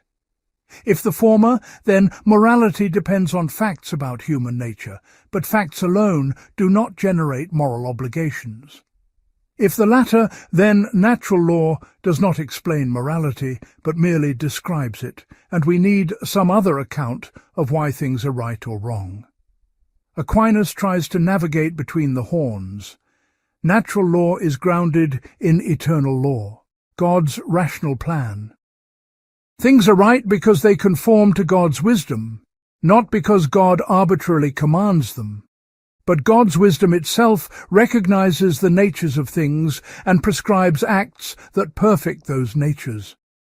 So natural law is neither arbitrary nor independent of God. It reflects God's wise ordering of creation toward proper ends. But this seems to push the problem back. Why does God's wisdom prescribe one thing rather than another? Is it because those things are genuinely good, or do they become good because God prescribes them? If the former, then goodness is independent of God's will. If the latter, then morality is arbitrary, dependent on divine choice. Aquinas would respond that this is a false dilemma when applied to God. In God, wisdom and will are identical with the divine essence. God does not choose the good. God is the good. Divine wisdom does not recognize goodness as something external. God's nature is goodness itself. So morality is neither arbitrary nor independent of God, because God's nature is the standard of goodness. Whether this resolves the dilemma or merely relocates it is debated.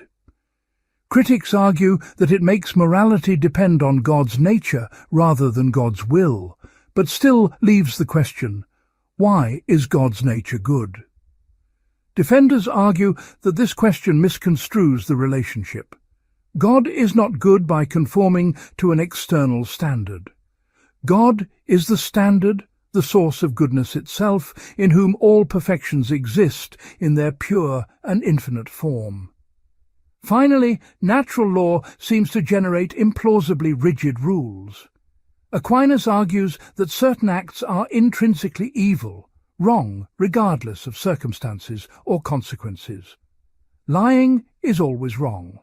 Contraception is always wrong. These absolute prohibitions seem to ignore morally relevant considerations. What if lying saves innocent lives? What if contraception prevents serious harm? Aquinas allows for apparent exceptions through double effect and other casuistic principles, but critics argue these are ad hoc adjustments that undermine the absolute character of the prohibitions. If exceptions are permitted through clever reasoning about intentions and acts versus consequences, what remains of the absolute rules? Defenders respond that the exceptions are not really exceptions. The principles remain absolute, but their proper application requires distinguishing acts that directly violate the principle from acts that respect it while accepting bad side effects. Despite these challenges, natural law theory remains influential. It offers an account of objective morality grounded in human nature and accessible to reason. It avoids both the theological voluntarism that makes morality arbitrary and the secular relativism that makes morality merely subjective. It provides a basis for universal human rights and for criticizing unjust laws and practices. Modern natural law theorists like John Finnis, Germain Grisez and Robert George have reformulated Aquinas' theory to address some objections.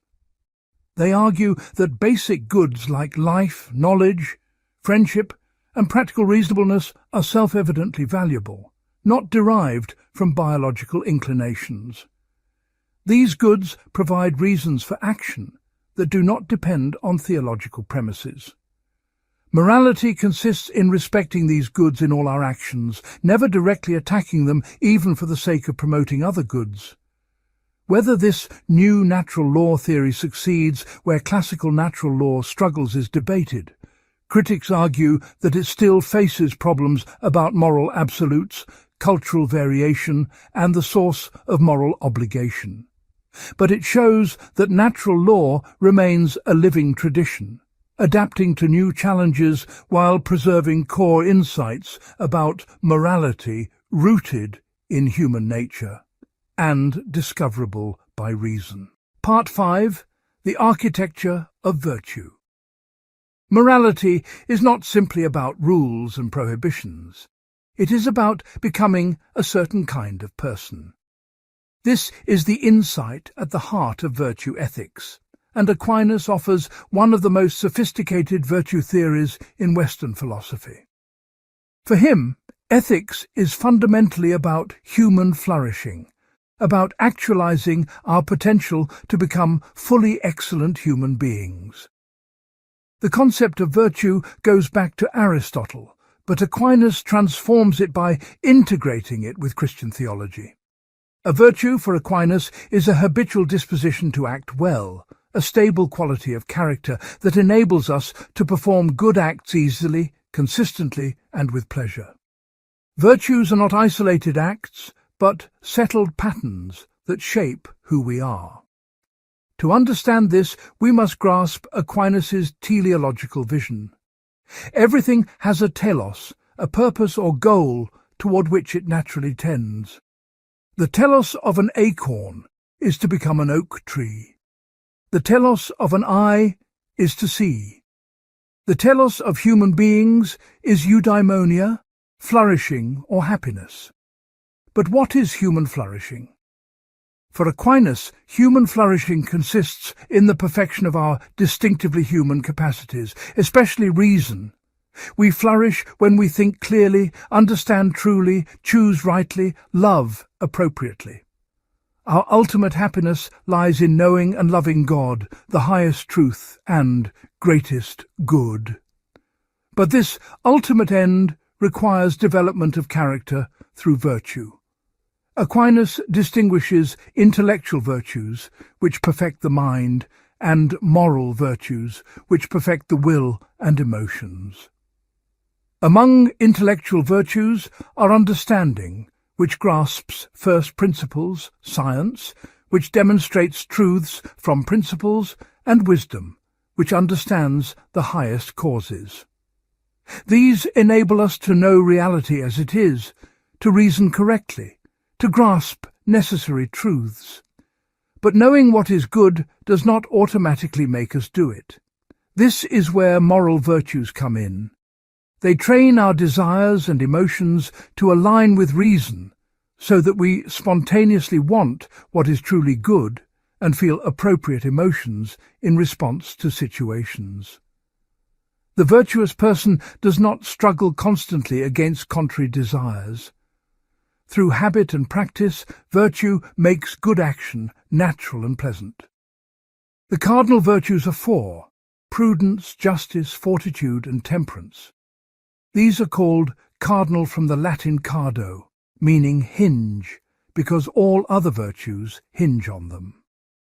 They are the fundamental excellences that every human needs to flourish. Prudence is practical wisdom, the ability to judge rightly what should be done in concrete situations.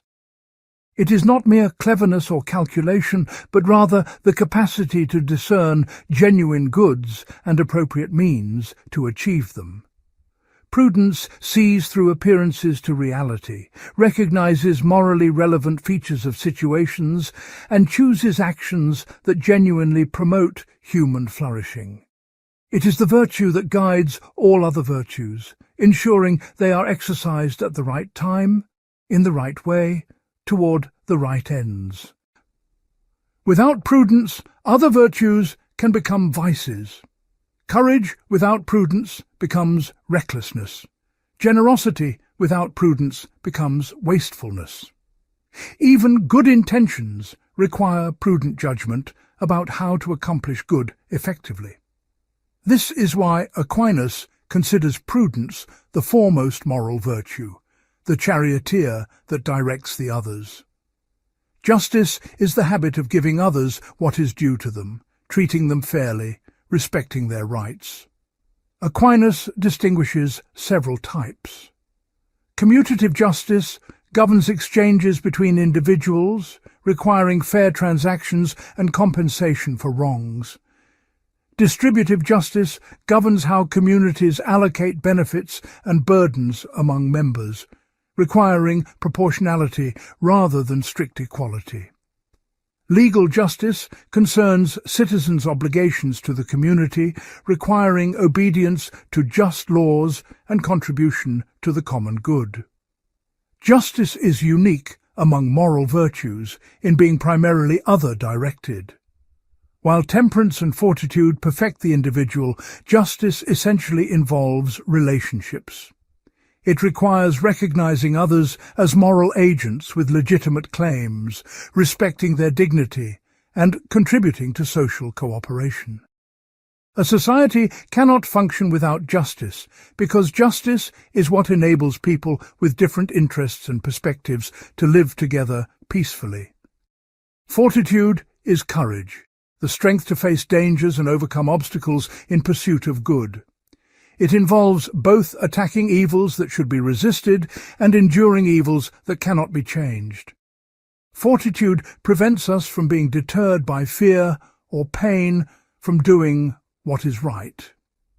It gives us the strength to stand firm in our convictions, to sacrifice when necessary, to persevere through difficulty. But fortitude is not mere boldness or aggression. It requires prudent judgment about which dangers are worth facing and which should be avoided. The courageous person fears real dangers appropriately while not being paralyzed by fear.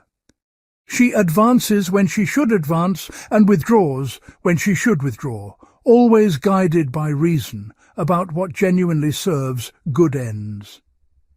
Temperance is moderation in pleasures, especially bodily pleasures. It controls desires for food, drink, sex, and other sensory gratifications, ensuring they serve genuine good rather than dominate us. Temperance does not eliminate pleasure or desire, which are good in themselves. Rather, it orders them rationally, enjoying pleasures in appropriate ways and amounts. Without temperance, we become slaves to appetite. We eat not for nourishment, but for the pleasure of eating. We pursue sex not for love and procreation, but for momentary gratification. Our lives revolve around satisfying cravings rather than pursuing genuine goods. Temperance frees us from this slavery, allowing us to enjoy pleasures without being controlled by them. These four cardinal virtues are complementary. Prudence provides direction, justice governs relationships, fortitude supplies strength, and temperance maintains self-control. Together they constitute the foundation of moral excellence. Someone lacking any one of them is fundamentally deficient in character, unable to act consistently well. But Aquinas adds a crucial element not found in Aristotle: the theological virtues of faith, hope, and charity. These are called theological because they have God as their object, and because they are infused by divine grace rather than acquired through human effort. They perfect us not just for natural human flourishing, but for supernatural beatitude, eternal communion with God. Faith is the habit of believing truths revealed by God, truths that exceed what reason alone can discover. It involves trust in God's testimony, acceptance of mysteries like the Trinity and Incarnation, and conviction about the reality of God's promises. Faith is not irrational, because what God reveals cannot contradict reason, but it goes beyond reason's natural capacity. Hope is confident expectation of future good, especially the hope of eternal life with God. It sustains us through present sufferings and disappointments by keeping our eyes fixed on ultimate fulfillment. Hope prevents both presumption, which expects salvation without effort, and despair, which gives up on the possibility of salvation. It recognizes that our ultimate good depends on God's grace, while believing that grace will be given. Charity is love of God for God's own sake, and love of neighbor for God's sake. It is the supreme virtue, greater even than faith and hope, because it most perfectly unites us to God and will endure even in heaven when faith and hope are superseded by direct vision. Charity transforms all other virtues, giving them supernatural merit and ordering them toward eternal rather than merely temporal ends. Aquinas argues that the theological virtues are necessary for human perfection, because our natural capacities, even perfected by cardinal virtues, cannot reach our supernatural end. We are oriented toward seeing God face to face, toward sharing in divine life, toward an intimacy with God that infinitely exceeds our natural powers. Only by God's grace, elevating our capacities through faith, hope, and charity, can we attain this end. But this raises a tension. If theological virtues are necessary for human perfection, and if they are infused by grace rather than acquired by effort, then human flourishing depends on something outside our control. We cannot achieve our own perfection. This seems to undermine the project of virtue ethics, which emphasizes developing character through habituation and practice. Aquinas responds that there is cooperation between human effort and divine grace. We must dispose ourselves to receive grace through prayer, study of Scripture, participation in sacraments, and practice of natural virtues. Grace builds on nature, elevating and perfecting natural capacities rather than replacing them. Someone without developed natural virtues would be ill-equipped to receive and exercise theological virtues effectively. The generous person becomes more generous when charity perfects generosity. The courageous person becomes more courageous when hope strengthens courage. Moreover, even theological virtues require exercise and growth. Faith can deepen or weaken, depending on whether we nurture it through prayer and reflection or neglect it through worldliness and sin. Hope can grow stronger through patient endurance of trials or fade through attachment to temporal goods. Charity can increase through acts of love or diminish through selfishness. So even infused virtues involve human agency and development. But critics question whether virtue ethics can account for moral conflict. What if different virtues pull in different directions? What if justice demands punishment, but mercy demands forgiveness? What if courage requires risk that prudence counsels against? Aquinas would respond that genuine virtues do not conflict, because they are all ordered by prudence toward genuine human good. Apparent conflicts arise from incomplete understanding of the situation or mistaking counterfeit virtues for real ones. True justice includes mercy, true courage includes prudent caution. Yet this seems to evacuate virtue language of content. If virtues never genuinely conflict, if prudence always resolves apparent tensions, then virtue ethics collapses into a version of prudential reasoning that simply tells us to do what is best, all things considered. What work are the individual virtues doing beyond being names for acting well in particular domains? Defenders respond that virtues provide specific guidance. Justice highlights considerations of fairness and rights that might otherwise be ignored. Temperance draws attention to the dangers of excess that might be rationalized away. Courage identifies opportunities for excellence that prudence alone might not recognize. The virtues are not redundant, but complementary aspects of practical wisdom, each emphasizing something important about living well. Another objection concerns unity of virtue. Aquinas, following Aristotle, argues that the moral virtues are interconnected. You cannot have one without the others. True courage requires justice, temperance, and prudence. True justice requires courage to enforce it, temperance to avoid bias, and prudence to apply it rightly.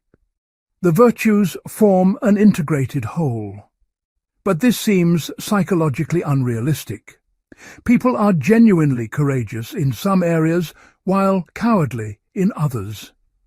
Someone might be scrupulously just in business, but intemperate in personal life. The unity thesis seems to ignore the complexity and inconsistency of human character. Aquinas would respond that there are degrees. Someone may have imperfect virtues without having perfect virtues. Imperfect courage exists in someone who faces physical dangers bravely but flees moral challenges. Perfect virtue requires integration of all the virtues under the guidance of prudence and elevation by charity. Few achieve this fully in this life, but it remains the ideal toward which we should strive. Critics also challenge whether habituation can create genuine virtue. Can repeatedly performing just acts make someone just, or does it just create behavioral conformity? What if someone does just acts from fear of punishment or desire for reputation rather than from love of justice? Have they acquired virtue or merely learned to imitate it?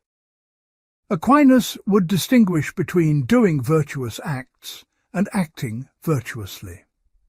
To act virtuously requires not just performing the right external action, but doing so for the right reasons, with the right emotions, from a firm and stable character.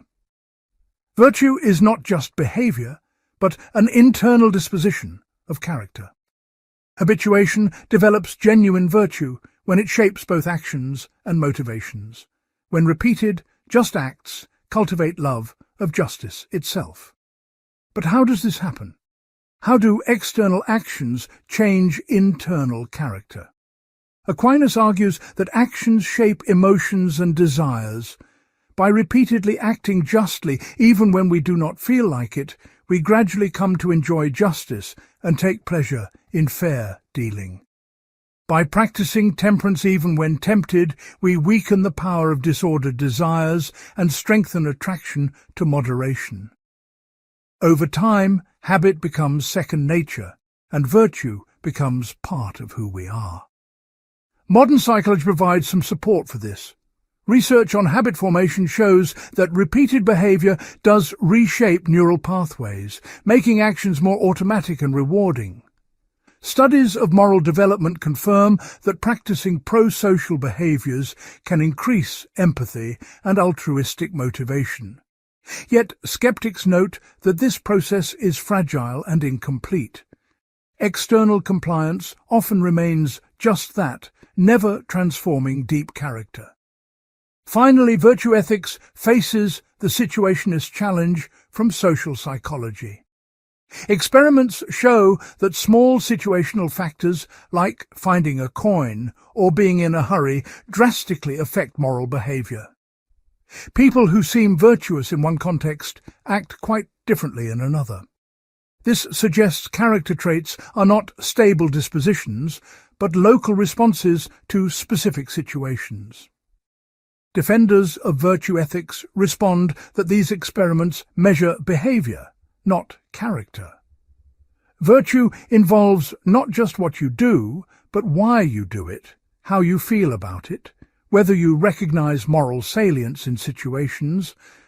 Moreover, genuine virtue is rare, so finding that most people lack consistent character traits does not show that virtue is impossible, only that most people are not virtuous.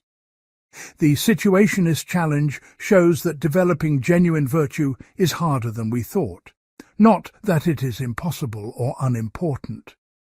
Despite these challenges, virtue ethics has experienced a major revival in recent decades. Philosophers have found Aquinas' approach more plausible and useful than deontological theories focused solely on rules or consequentialist theories focused solely on outcomes. Virtue ethics emphasizes character, emotions, practical wisdom, and the complexity of moral life in ways that resonate with actual moral experience. Medical ethics has embraced virtue ethics as a framework for professional excellence. Rather than just following rules or calculating outcomes, good doctors cultivate virtues like compassion, integrity, and practical wisdom. Business ethics increasingly focuses on cultivating virtuous leadership rather than simply enforcing regulations. Political philosophy is rediscovering the importance of civic virtue for democratic citizenship. Whether Aquinas' specific account succeeds remains debated. His integration of theological virtues seems to require religious commitments many reject. His teleological assumptions about human nature face challenges from biology and psychology. His confidence that virtue training reliably produces virtue seems optimistic given the resistance of human character to change. Yet his core insights endure. That morality is fundamentally about who we are becoming, not just what we do. That character development requires habituation and practice. That virtues are interconnected and require practical wisdom to guide them. That human flourishing involves perfecting our distinctive rational and social capacities. And that genuine excellence requires training both mind and heart to love what is truly good. These insights remain valuable, however one answers disputed metaphysical and theological questions. Part 6. Justice and the Common Good. Human beings are political animals. We cannot flourish in isolation. We need communities, from families to nations, to survive and thrive. But how should these communities be organized? Who should rule? What makes authority legitimate? When must we obey and when must we resist? Aquinas offers a sophisticated political philosophy that has shaped Western thinking about government, law, and social justice. The foundation of Aquinas' political thought is the common good. Political authority exists not for the private benefit of rulers, but for the good of the whole community. The common good is not simply the sum of individual goods, not the greatest happiness for the greatest number. Rather, it is the set of social conditions that enables all members of the community to flourish, to actualize their potential as rational and social beings. What constitutes the common good? First, peace and security. Without protection from violence, both external and internal, people cannot pursue any other goods. Defense against foreign enemies and law enforcement against domestic criminals are primary functions of government. Second, justice in social relations. People need assurance that contracts will be honored, property respected, disputes resolved fairly, injuries compensated. Third, material prosperity, sufficient for decent life. While government cannot guarantee wealth for all, it should promote economic conditions where hard work can provide for basic needs. Fourth, moral and intellectual formation. The community should support education, encourage virtue, and create a cultural environment conducive to human excellence. But this raises an immediate problem. Who determines what the common good requires? Different people have different views about what conditions promote flourishing, different priorities among competing goods, different ideas about justice and prosperity. Whose conception of the common good should prevail? Aquinas argues that the common good is not arbitrary or subjective. It is grounded in human nature, in the universal needs and capacities that all humans share.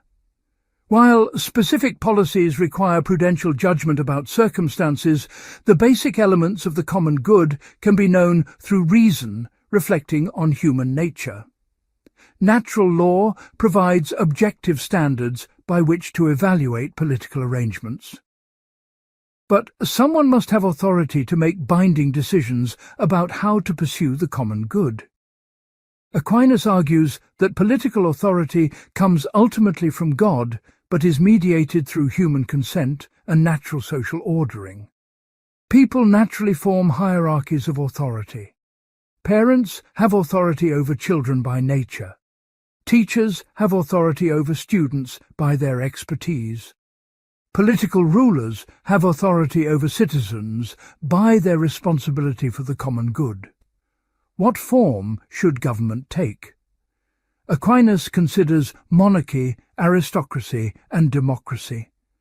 He argues that monarchy, ruled by one person, is the best form in principle, because it most closely imitates divine governance, and because unity of command promotes effective action. A single wise and virtuous ruler can make decisions quickly, implement them consistently, and take responsibility for outcomes in ways that divided authority cannot. But Aquinas immediately recognizes the dangers of monarchy. If the monarch is wicked or incompetent, harm is concentrated and difficult to remedy. Tyranny, where the ruler exploits the people for private benefit rather than serving the common good, is the worst form of government precisely because it corrupts what should be the best. Therefore, Aquinas proposes a mixed constitution combining elements of monarchy, aristocracy, and democracy.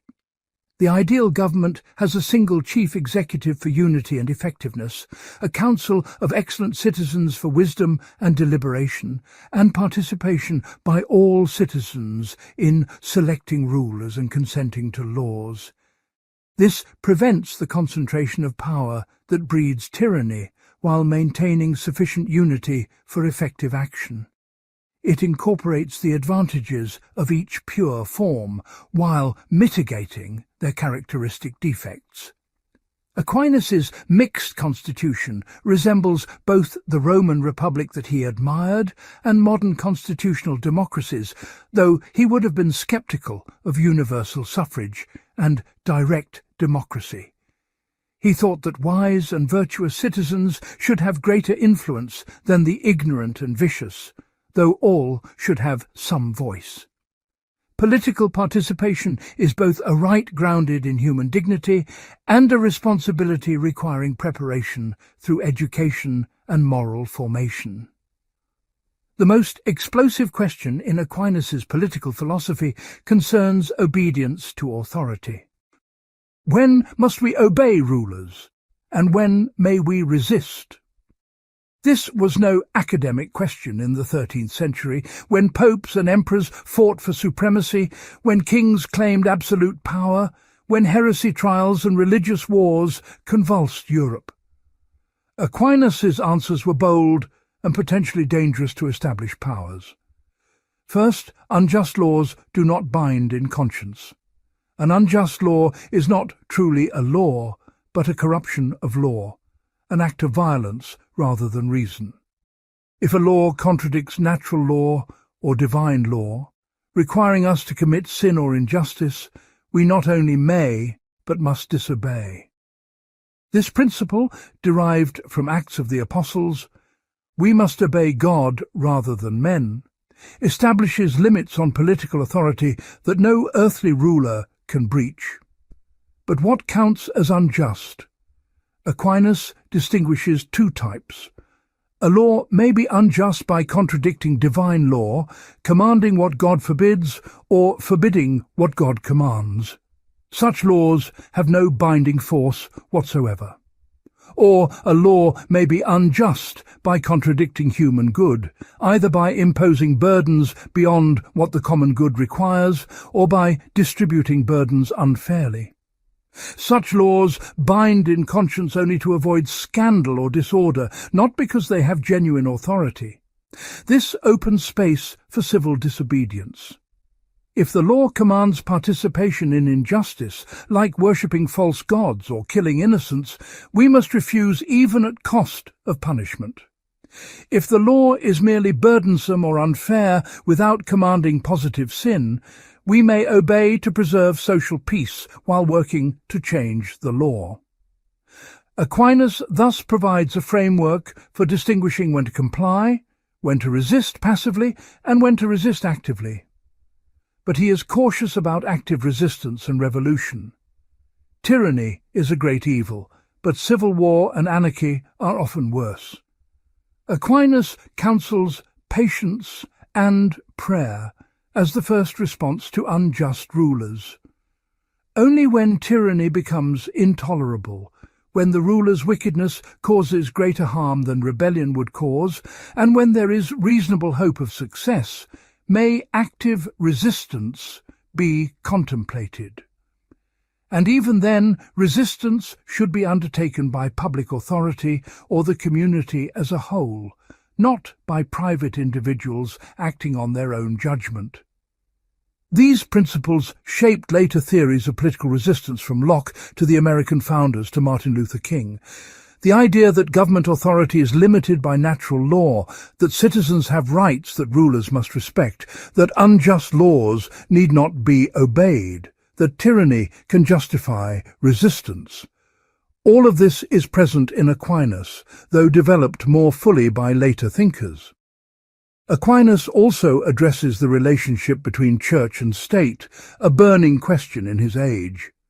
He argues that temporal authority and spiritual authority are distinct but not entirely separate. Temporal authorities govern earthly affairs, ensuring peace, justice, and material prosperity. Spiritual authorities govern religious matters, teaching doctrine, administering sacraments, guiding souls toward salvation. Each has its proper sphere and should not usurp the other's role. But because the spiritual end is higher than temporal ends, spiritual authority has a certain primacy. When temporal rulers command what contradicts divine law, spiritual authorities can and should condemn such commands and release subjects from obedience. When disputes arise about the boundaries between temporal and spiritual jurisdiction, spiritual authorities have the final say because they judge according to eternal rather than merely temporal standards.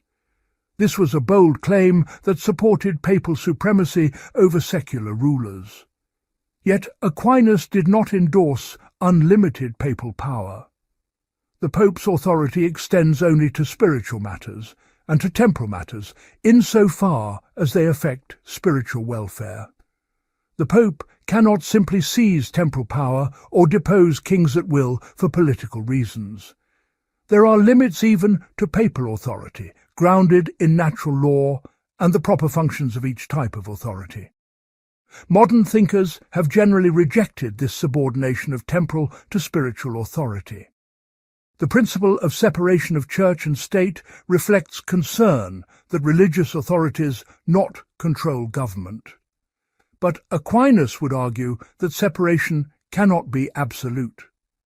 Religious convictions inevitably shape political judgments about justice, about the purpose of government, about the nature of the common good. The question is not whether religion influences politics, but how, through what channels, with what limits. Aquinas' most distinctive contribution to political philosophy may be his development of just war theory. Under what conditions is war morally permissible? The early Christians tended toward pacifism, but by Aquinas' time, Christianity had embraced the Roman just war tradition developed by Augustine. Aquinas refined this into the clearest systematic statement of just war criteria.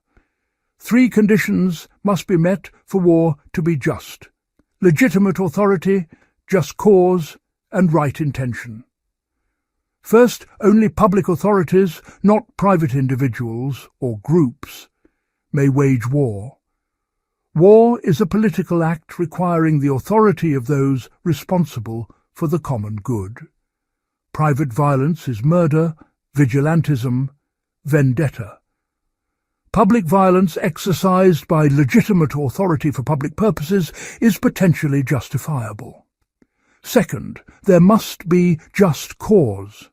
The other side must have committed some serious wrong that warrants military response.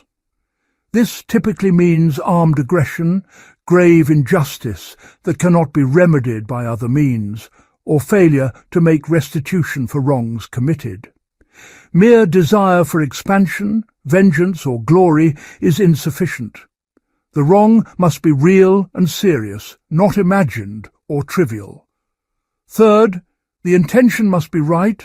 The war must be waged to restore justice and peace, not to satisfy anger or hatred, not to inflict unnecessary suffering, not to pursue selfish gain. Even if the cause is just, fighting from the wrong motives corrupts the action. The goal must be a just peace, reconciliation after victory, restoration of right order. Later, thinkers added additional requirements about proportionality and discrimination that are implicit in Aquinas. The harm caused by war must not exceed the good achieved. Non-combatants must not be deliberately targeted. Only necessary force may be used. These principles attempt to limit the devastation of war while acknowledging that sometimes military force is necessary to prevent or remedy grave injustice. Just war theory has been both praised and criticized. Praised for providing ethical constraints on violence, for distinguishing justified from unjust war, for insisting that might does not make right. Criticized for legitimating violence that perhaps should never be sanctioned, for providing rulers with excuses to wage wars that benefit themselves while harming subjects, for being too abstract to guide actual decisions in the fog of war. Pacifists reject just war theory entirely, arguing that Jesus' teaching of non-violence is absolute and that the consequences of war are always so terrible that they cannot be justified. Realists reject it from the opposite direction, arguing that war is ultimately about power and survival, that moral constraints are naive idealism that puts one's own side at disadvantage. Between these extremes, just war theory attempts to take seriously both the moral constraints on violence and the tragic necessity of defense against aggression. Modern challenges complicate Aquinas' framework. Does nuclear deterrence meet just war criteria when it threatens disproportionate and indiscriminate destruction? Can terrorism ever satisfy the legitimate authority requirement? Does humanitarian intervention to stop genocide meet the just cause requirement? How does just war theory apply to counterinsurgency, where combatants and non-combatants are intermingled? Does preemptive war against gathering threats satisfy the just cause criterion? These questions show that Aquinas provided a framework requiring further development rather than a complete ethical system for all cases. His principles need interpretation and application to circumstances he could not have imagined. But the core insight remains valuable, that the use of force is a moral question subject to rational evaluation, that power must be constrained by justice, that even in war there are moral limits that must not be breached. Aquinas' political philosophy has been accused of being too accepting of hierarchy and authority, too ready to justify existing power structures, too willing to subordinate individuals to collective goods. Medieval society was hierarchical, feudal, patriarchal, authoritarian by modern standards. Did Aquinas merely rationalize this oppression? This is too simple. Aquinas did accept natural hierarchies of authority, believing that some forms of subordination are necessary for social order and human flourishing. Parents must have authority over children, teachers over students, rulers over citizens. But he insisted that all authority must serve the common good, and that authorities who exploit their positions for private benefit are tyrannical and may be resisted. He recognized fundamental human equality before God and insisted that even the lowest person has dignity that rulers must respect. Would Aquinas endorse modern liberal democracy? Probably not in its full form. He would reject radical individualism that makes personal autonomy supreme. He would reject moral relativism that denies objective truth about right and wrong. He would reject secularism that excludes religious considerations from public life. He would be skeptical of unlimited popular sovereignty without constraints of natural law and constitutional structure. Yet much in modern democracy aligns with his principles.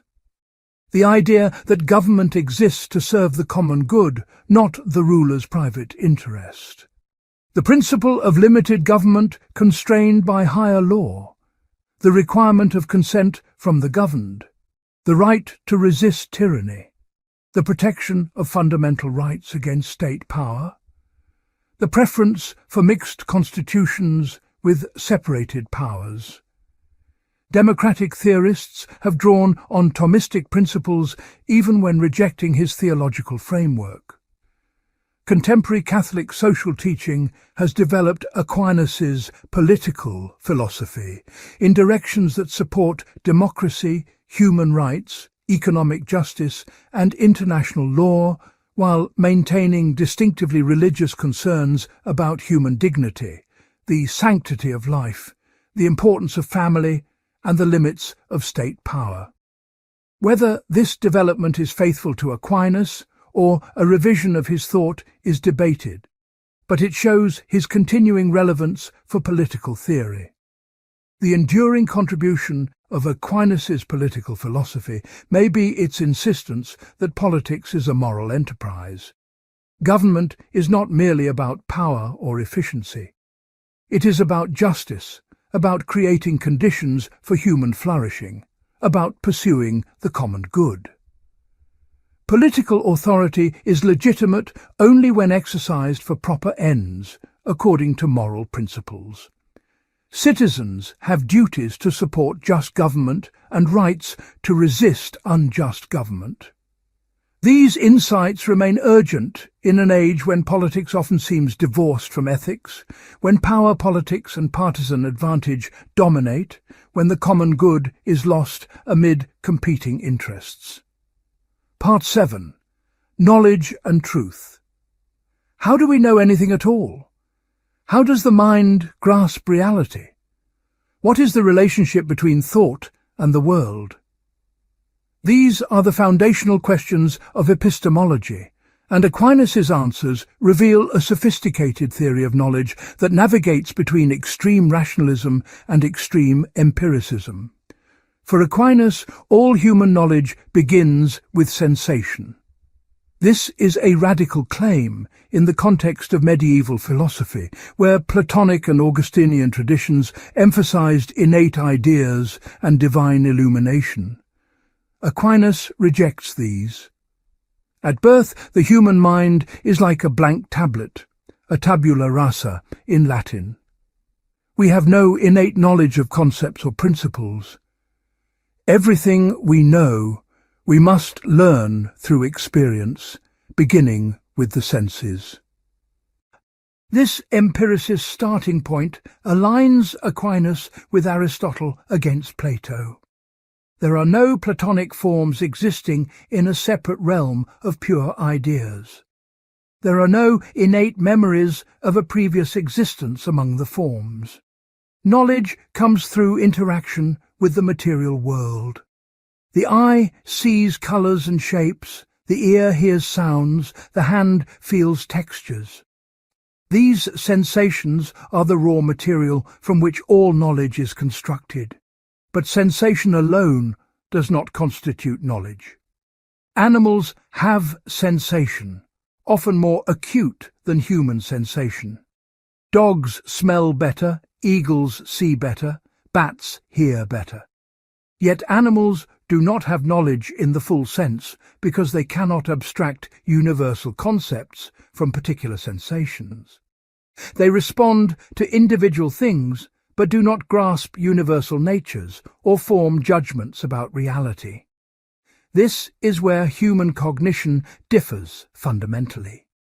We possess intellect, a power that transcends sensation by abstracting universal forms from particular instances. When I see multiple horses, my senses register each individual horse with all its particular features. This brown mare, that white stallion, that young foal. But my intellect abstracts from these particulars the universal concept horse, the essence common to all horses regardless of their individual differences. How does this abstraction work? Aquinas distinguishes between phantasms and intelligible species. A phantasm is a mental image produced by sensation and retained by imagination and memory. When I see a horse, my senses produce a phantasm representing that particular horse. This phantasm is particular and concrete, tied to the individual thing sensed. It cannot directly produce intellectual knowledge because intellect knows universals, not particulars. The active intellect, a power of the human mind, operates on these phantasms to produce intelligible species. The active intellect illuminates the phantasm, extracting the universal form from the particular material conditions. It dematerializes the sensible form, producing a purely intellectual representation that can be grasped by the possible intellect, the receptive power that actually understands. Think of it like light making colors visible. Colors exist potentially in objects, but they become actually visible only when light illuminates them. Similarly, universal essences exist potentially in individual things, but they become actually intelligible only when the active intellect illuminates them. The active intellect is like a light that reveals the universal in the particular, the necessary in the contingent, the intelligible in the sensible. This process explains how we can have universal knowledge despite starting from particular sensations. I see individual dogs and cats and horses. From these particular sensations, my intellect abstracts the universal concepts dog, cat, horse. These concepts apply to all members of the species, not just the individuals I have actually sensed.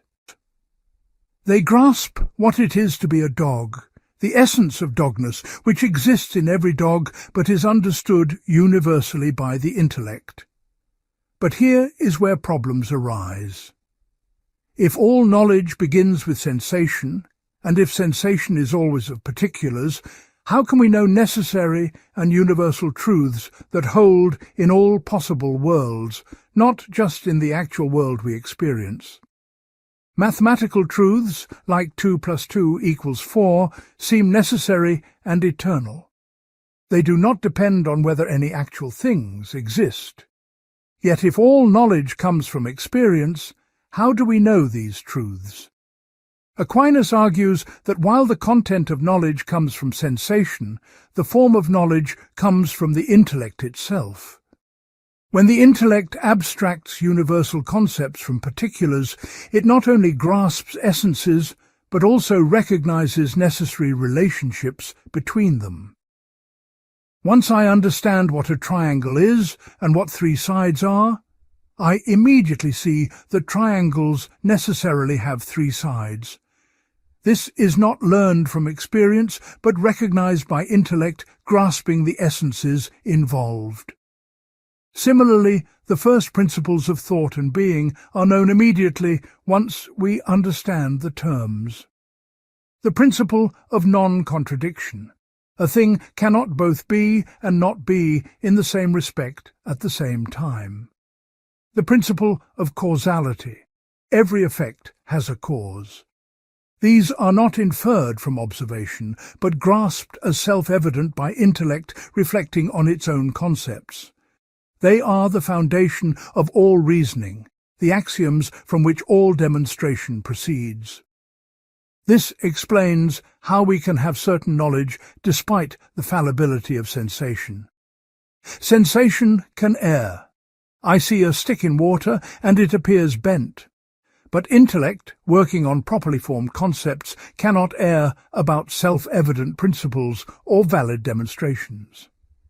Error enters through faulty premises, invalid reasoning, or misapplication of principles, not through the intellect's essential operation of understanding. But critics question this entire framework. First, the distinction between sensation and intellection seems questionable. Modern cognitive science suggests that perception itself involves conceptual processing. We do not passively receive sensations and then intellectually process them. Rather, perception is already interpretive, already shaped by concepts and expectations. The sharp division between sense and intellect may not reflect how cognition actually works. Aquinas would respond that he's analyzing the logical structure of knowledge, not the temporal sequence of psychological processes. Even if sensation and intellection occur simultaneously in actual cognition, we can still distinguish them conceptually. Sensation gives us awareness of particular material things. Intellection gives us understanding of universal essences. These are different cognitive achievements, even if they occur together. Second, the abstractionism seems problematic. When I abstract the concept horse from seeing individual horses, what exactly am I doing? Am I discovering a universal that exists in the horses themselves? Or am I creating a mental category for organizing similar individuals? If the former, this seems to revive Platonic forms. If the latter, this seems to make universals mere mental constructs. Aquinas navigates between these alternatives through moderate realism. The universal exists in three ways: ante-rem, in re, and post-rem. Before things in the divine mind as the eternal idea according to which God creates. In things as the common nature really present in individuals. After things in the human mind as the abstracted concept.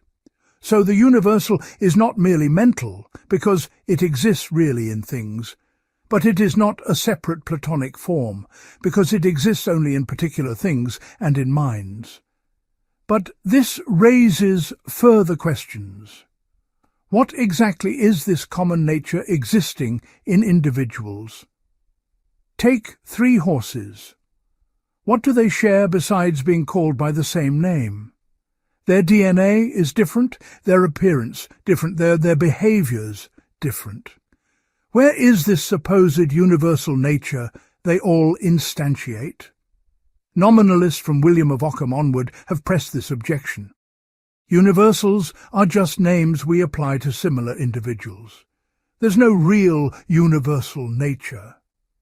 Aquinas would respond that the common nature is the substantial form that makes each horse a horse, rather than something else. The form is not a part you could isolate like the heart or the hoof.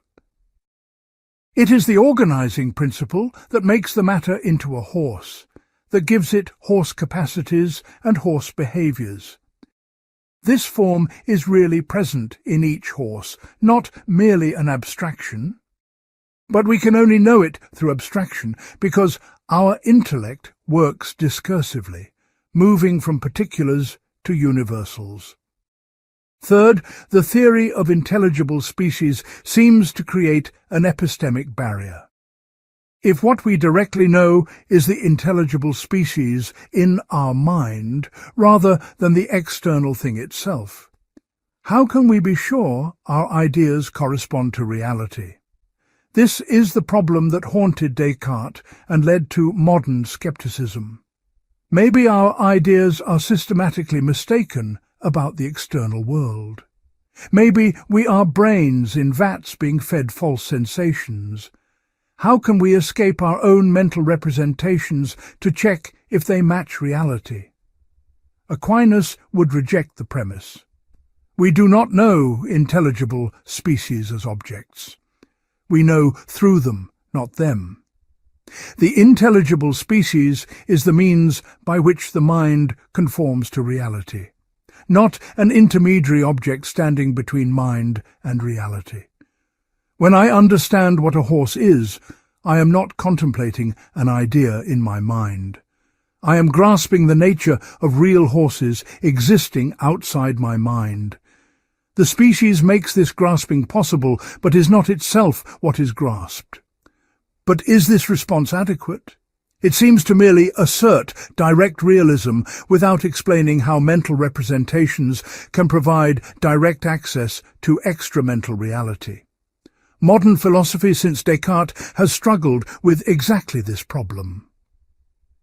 The Cartesian turn to subjectivity. The Kantian distinction between phenomena and noumena, the pragmatist reconstruction of truth.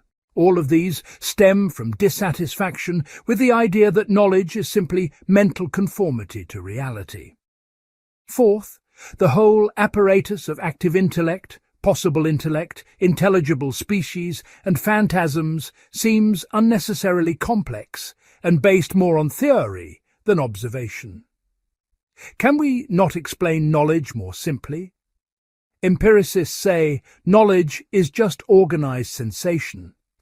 Rationalists say knowledge comes from innate principles. Kant says knowledge results from the mind, imposing categories on sensory manifolds. Why accept Aquinas' elaborate scholastic machinery?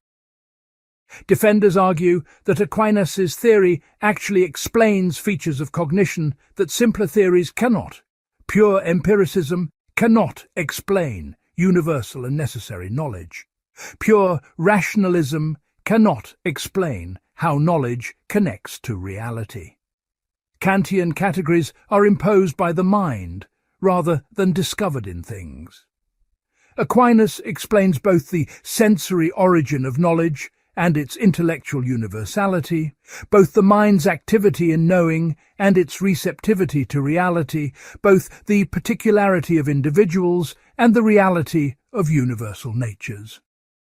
Let us examine more closely how Aquinas understands the relationship between sense and intellect. He distinguishes internal senses from external senses.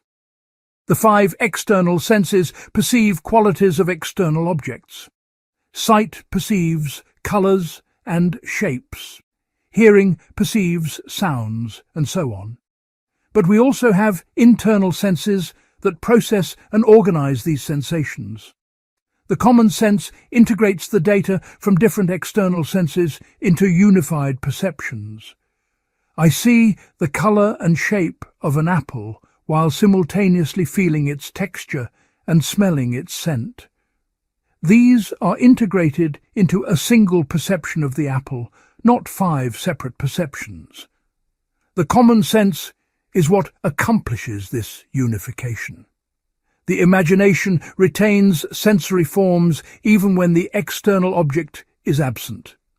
I can imagine a horse even when no horse is present. This power allows us to think about absent objects, to remember past experiences, to plan future actions. Without imagination, cognition would be limited to present sensations.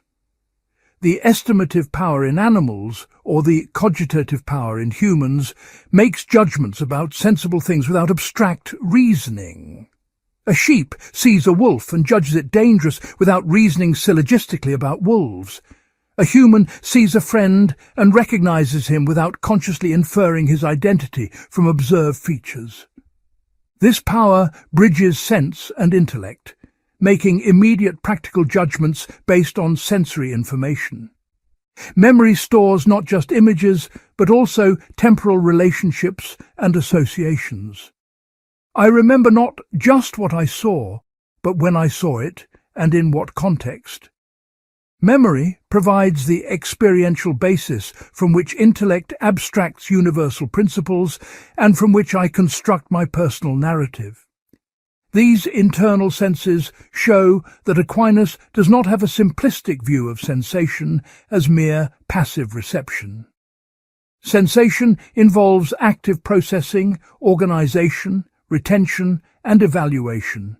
It produces a rich phenomenal world that serves as the material for intellectual abstraction. But sensation alone, however sophisticated, does not constitute understanding. That requires intellect abstracting universals and forming judgments. Aquinas distinguishes three acts of intellect. Simple apprehension grasps essences without affirming or denying anything. When I understand what a horse is, I am performing simple apprehension. This gives concepts but not yet knowledge in the full sense.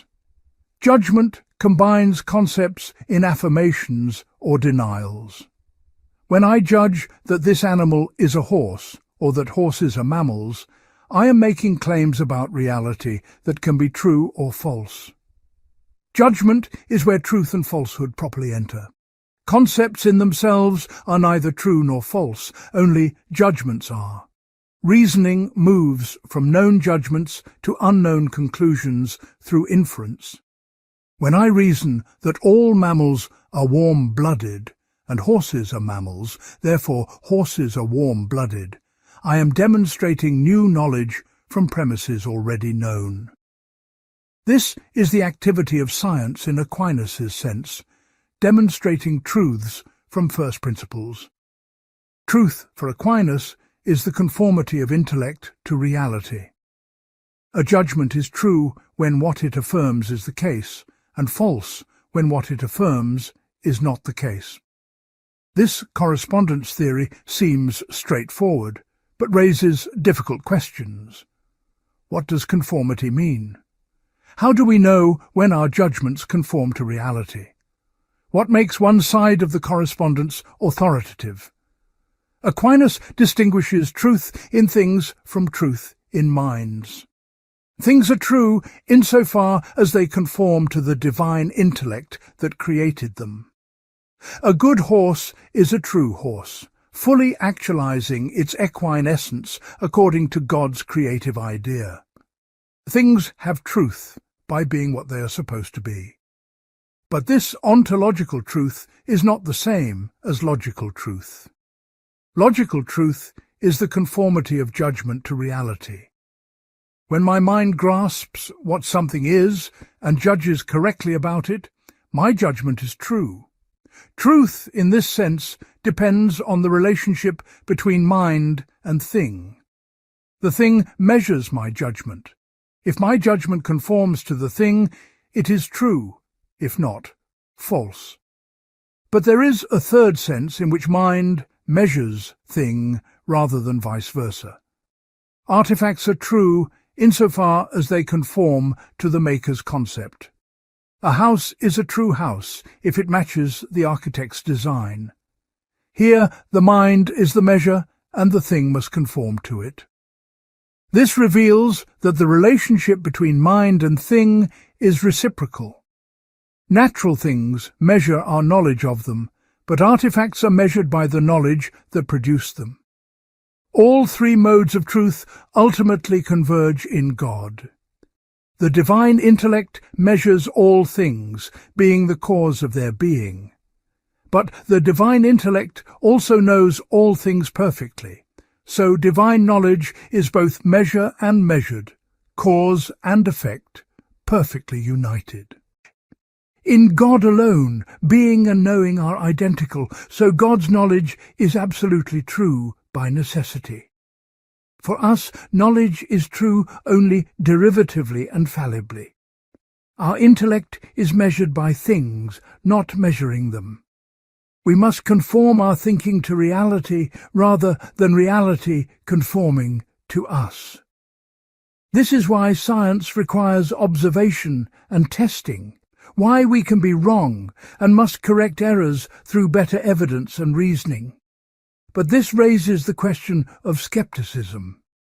How confident can we be that our judgments conform to reality? Aquinas is remarkably optimistic. He thinks we can have certain knowledge about many things through sensation and demonstration. Properly functioning senses accurately perceive sensible qualities. Intellect, correctly abstracting from sensation, grasps real essences. Valid reasoning from true premises yields certain conclusions. Yet he acknowledges limits. Sensation can be deceived by unusual circumstances. Abstraction can go wrong if based on insufficient or misleading instances.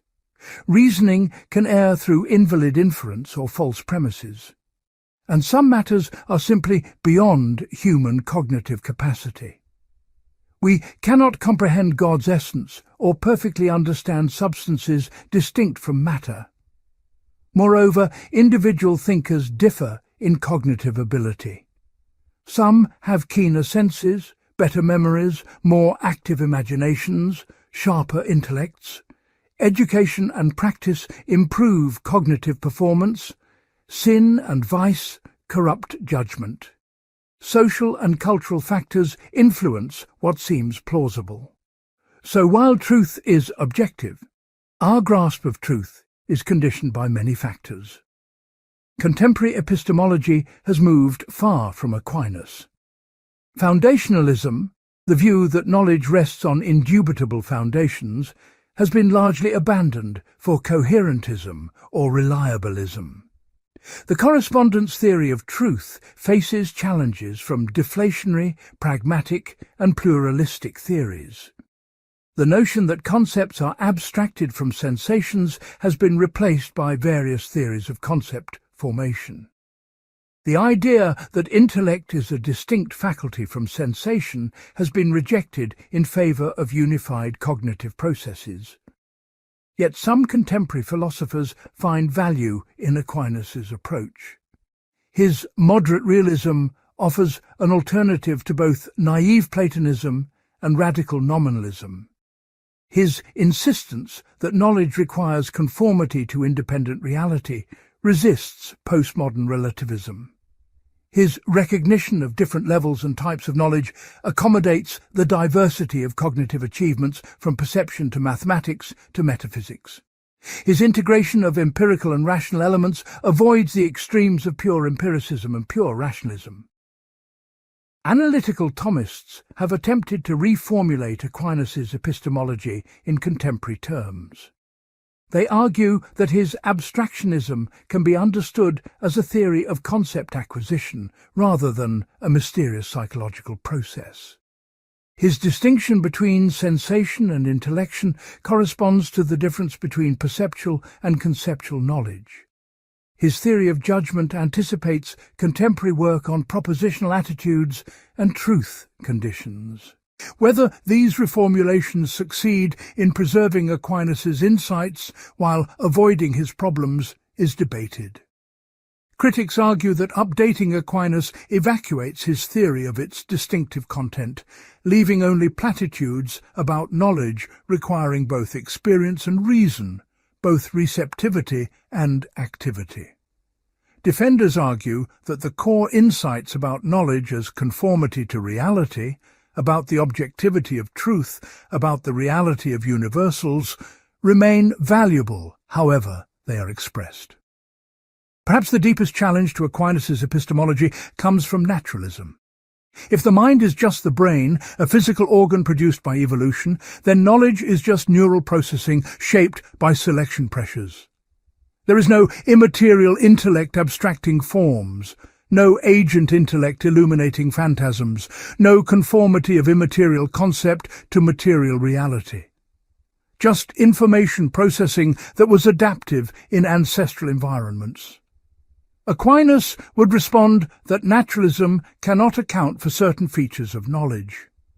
The normativity of truth, that beliefs ought to conform to reality, that errors are failures, the necessity and universality of logical and mathematical truth, the ability of intellect to grasp abstract objects that have no physical instances, the fact that we can recognize our own errors and correct them through reflection.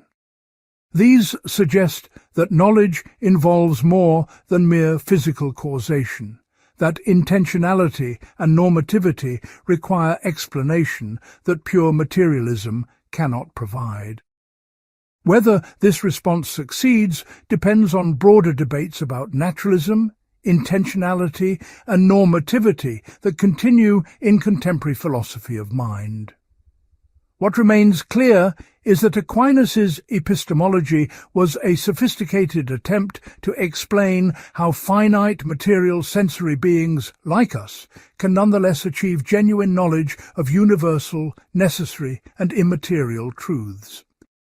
Whether his specific apparatus of powers and species succeeds, the problem he addressed remains pressing. How does the human mind bridge the gap between sensory particulars and intellectual universals, between contingent facts and necessary truths, between subjective experience and objective reality? Part 8. The human soul. What are we? What is a human being? This seems like a simple question with an obvious answer, but answering it precisely reveals deep philosophical problems. Are we our bodies? Are we our minds? Are we some mysterious combination of the two? And if we are somehow both body and mind, how do these radically different things unite to form one person? Aquinas' answer is subtle, original, and profoundly influential. Humans are not angels accidentally trapped in bodies. We are not ghosts in machines. We are not computers running software called consciousness. We are embodied rational animals, single substances composed of matter and form, where the form is rational soul. This hylomorphic understanding of human nature attempts to preserve both our materiality and our spirituality without reducing one to the other. The soul, for Aquinas, is the substantial form of the living body. It is not a separate entity inhabiting the body like a pilot in a ship. It is not a subtle material substance made of ethereal stuff. It is the formal principle that organizes matter into a living human organism, the actuality that makes the body actually alive rather than just potentially capable of life. Every living thing has a soul in this sense. Plants have vegetative souls that enable nutrition, growth, and reproduction. Animals have sensitive souls that add sensation, locomotion, and emotion. Humans have rational souls that include all lower powers while adding intellect and will. The soul is not an extra ingredient added to an already complete body. It is what makes the body be the kind of body it is, what gives it life and its characteristic operations. This seems strange to modern ears. We typically think of soul, if we think of it at all, as consciousness or personality or spiritual essence. But for Aquinas, soul is simply the life principle, what distinguishes living from non-living things. A corpse has the same chemical composition as a living body, but lacks soul, lacks the organizing form that made those chemicals into a functioning organism. The human soul is unique among souls because it has operations that transcend matter. Intellect grasps universal and immaterial objects like justice, numbers, essences, will freely chooses between options not determined by material causation. These operations require powers that are not wholly dependent on bodily organs. While sensation requires sense organs and cannot occur without them, intellection does not require a bodily organ and can in principle occur without the body. This leads to Aquinas' striking conclusion: the human soul is subsistent. Unlike plant and animal souls, which exist only as forms of bodies and perish when the body dies, the human soul can exist separately from the body. It is a form, but not merely a form. It has its own active existence that does not depend on being in matter. When the body dies, the soul continues to exist, though in an incomplete and unnatural state. But this raises severe problems. If the soul is the form of the body, how can it exist without the body? Form and matter are correlative principles. Matter without form is pure potentiality, not actual. Form without matter seems equally problematic. How can an organizing principle exist with nothing to organize? This seems incoherent. Aquinas argues that the human soul is a unique kind of form, precisely because its highest operations transcend matter. While its vegetative and sensitive powers require the body, its rational powers do not. Therefore, the soul has a mode of being that is not wholly dependent on being in matter. It is simultaneously form of body and subsistent substance. This is paradoxical, but necessary to explain human nature. Critics, ancient and modern, have found this unsatisfying. Aristotelians like Averroes argued that if intellect is immaterial, it must be one and the same for all humans, not individual to each person. There is just one active intellect shared by all in which individual humans participate. This preserves the immateriality of intellect, but denies personal immortality. When the body dies, nothing individual persists. Aquinas vigorously rejects this. Each human has an individual rational soul that is both form of that person's body and subsistent substance capable of existing separately. The soul is individuated by its relationship to the particular matter it organizes. My soul is different from yours because it is the form of this body, not that body. Even after death, the soul retains this orientation toward the particular body it once informed, which is why resurrection of the same body is fitting. But Platonists and later Cartesian dualists have criticized from the opposite direction. If the soul can exist without the body and perform its highest operations without bodily organs, why is it form of body at all? Why not say humans are souls that temporarily use bodies as instruments? This would be simpler and would more clearly preserve the soul's independence and immortality. Aquinas rejects this too. Humans are not their souls. I am not a soul using a body. I am a composite of soul and body, a single substance with one act of existence shared by both principles. The soul without the body is not a complete human being, but only part of one. This is why the separated soul awaits resurrection, to be reunited with the body and restored to its natural mode of existence as a fully human person. This insistence on the unity of the human composite is one of Aquinas' most important and difficult teachings. Against Plato, he denies that we are essentially souls temporally embodied. Against materialism, he denies that we are merely bodies with no principle transcending matter. We are unified body and soul substances where each principle needs the other for the complete human being to exist. The soul needs the body because while the rational powers can operate without bodily organs, they depend on the body for their content. All human knowledge begins with sensation, which requires sense organs. Even when intellect abstracts and reasons about immaterial objects, it still uses phantasms, mental images derived from sensation. A soul without a body could not acquire new knowledge through normal human means. It could contemplate what it already knew, but could not learn as humans naturally learn. The body needs the soul, obviously. Without soul, the body is not alive, not organized, not functioning. It decays into constituent elements. The soul is what makes the body actually be a human body rather than just a collection of chemicals. But how exactly do soul and body interact? If the soul is immaterial and the body material, how do they influence each other? This is the mind-body problem that has vexed philosophy since Descartes made it acute. Sensations seem to cause thoughts. I see fire and think about heat. Thoughts seem to cause actions. I decide to raise my arm and my arm rises. But how can immaterial thought causally interact with material body?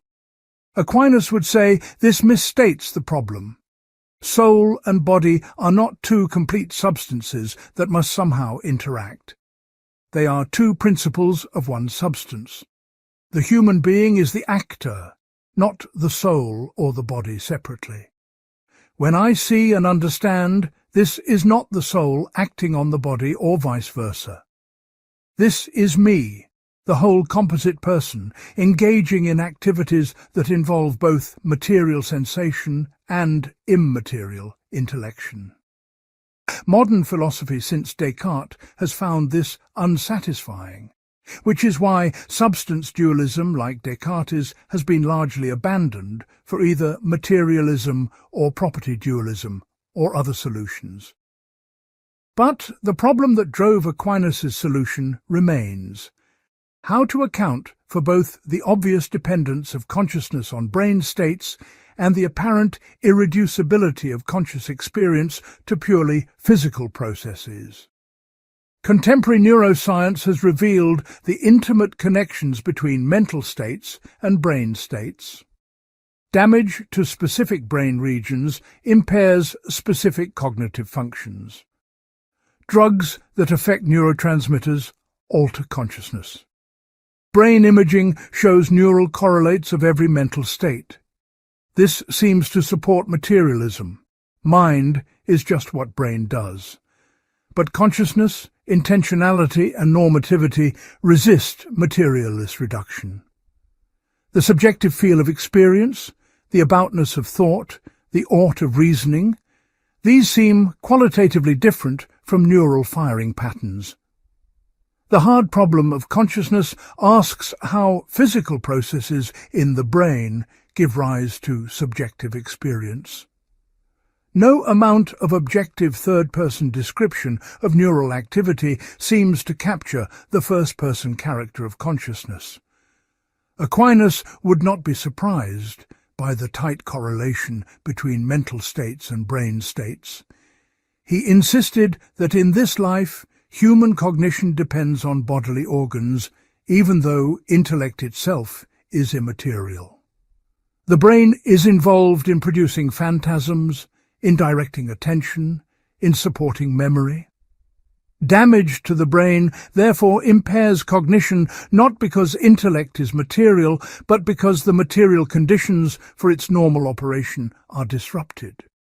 But intellect itself, the capacity to grasp universal and necessary truths, to recognize logical validity, to reflect on its own operations, cannot be reduced to material processes because its objects transcend matter. The concept of justice is not a pattern of neural firing. The number 7 is not a brain state. The recognition that modus tollens is valid does not have mass or location. These are immaterial objects grasped by an immaterial power. Critics respond that concepts and numbers are abstractions from material situations, that logical validity is a feature of symbol manipulation which can be implemented physically. But defenders of irreducibility argue that this does not explain the normativity involved. Logic is not just how we happen to reason, but how we ought to reason. Mathematical truths are necessary. They could not be otherwise. Intentionality involves genuine aboutness, not just causal covariation. Aquinas' account of the soul includes not just intellect, but also will, the power of rational appetite. Will is the capacity to choose based on intellectually grasped goods. Unlike animal appetite, which responds automatically to sensed objects, will can deliberate about options, compare different goods, choose long-term over short-term benefits, and even choose against apparent good when recognizing deeper goods. This gives humans freedom in a strong sense. Not mere randomness or unpredictability, but rational self-determination.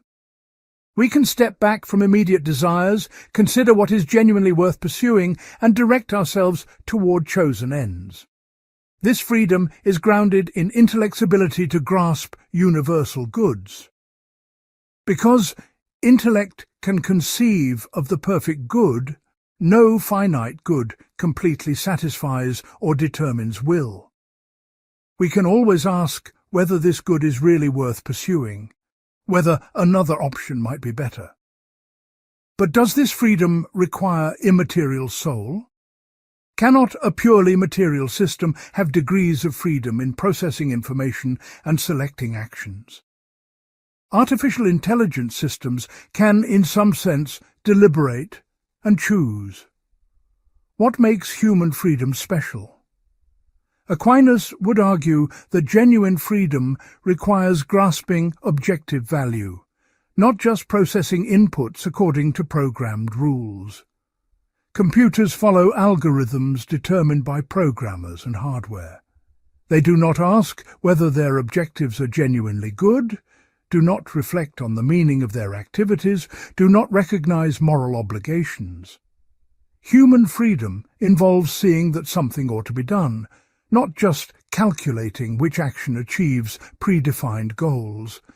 The immateriality of intellect and will grounds personal identity over time. Because my soul is not just a pattern of organization, but a subsistent substance, I remain the same person despite complete turnover of bodily cells.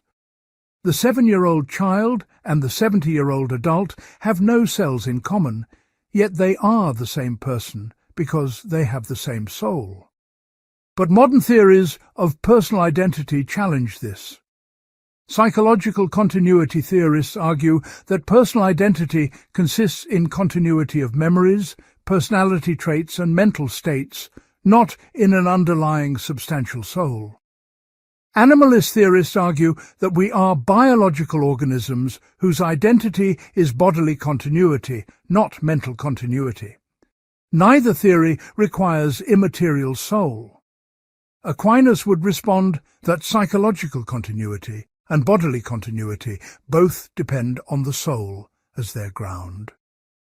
Memories persist because the soul remembers. The body maintains biological continuity because the soul continuously organizes matter into living body. Without the soul as substantial form, there would be no principle of unity to explain how diverse properties and processes belong to one persisting thing. The most controversial aspect of Aquinas' psychology is his claim that the soul is naturally immortal. Because the soul has an active existence not wholly dependent on matter, and because what subsists cannot naturally cease to exist without being destroyed by external cause, And because immaterial beings have no parts that could come apart, the human soul naturally cannot die. This immortality is natural, not supernatural. It follows from the soul's nature as subsistent form. But it is incomplete immortality. The separated soul lacks the body needed for its natural mode of operation. It can contemplate truths already known, but cannot acquire new knowledge through sensation and abstraction.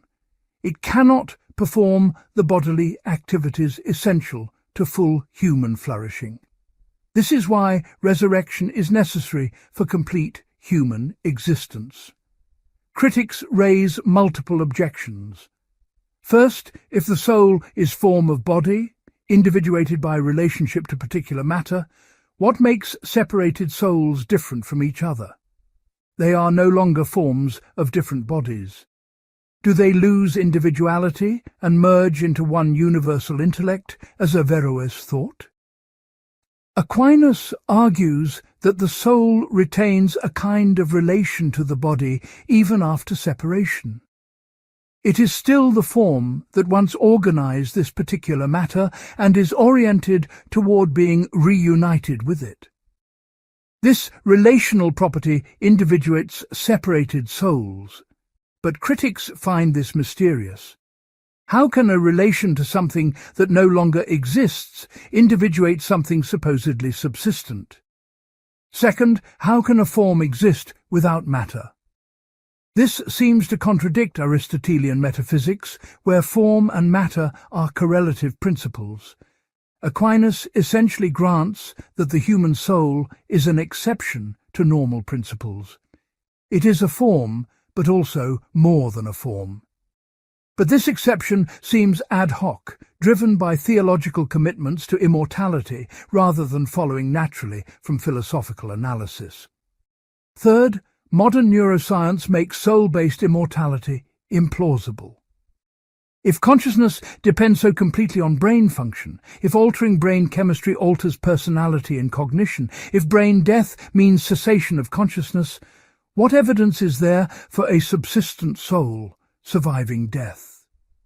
The tight dependence of mind on brain suggests materialist theories where consciousness is a function of living brain and ceases when the brain dies. Aquinas would respond that the dependence of human cognition on the brain in this life does not prove the intellect is material. An immaterial power can use material organs as instruments without being reducible to those organs. When the organs fail, the power no longer operates in the human mode, but might operate differently. But critics note that this is speculation driven by religious commitments, not by evidence or argument. Fourth, the very concept of disembodied existence seems incoherent. Without a body, the soul has no location. Without location, how does it relate to the spatio-temporal world? Without sense organs, how does it perceive? Without brain, how does it think? Separated souls seem like impossible entities, minds without bodies in a universe where all causation is material. Aquinas acknowledges that separated existence is unnatural and incomplete. He does not claim to fully understand how separated souls operate. He insists only that they continue to exist because their subsistent nature means they cannot be destroyed by bodily death. But he admits this is mysterious and awaits revelation for fuller understanding. Perhaps the deepest problem is whether the concept of soul as form of body is coherent at all. If we take seriously the Aristotelian principle that form is the actuality of matter, then form without matter seems impossible. But if we allow that some forms can be subsistent substances, then why call them forms at all? They are just immaterial substances that happen to be capable of organizing matter. At that point, we are back to substance dualism, where soul and body are two distinct substances somehow united. Aquinas insists his view is distinct from dualism. The human being is one substance with one act of existence shared by soul and body, not two substances somehow conjoined. But whether this is coherent or collapses into either dualism or materialism is endlessly debated among interpreters. Contemporary philosophy of mind has largely moved beyond substance dualism to various forms of materialism, functionalism, or property dualism.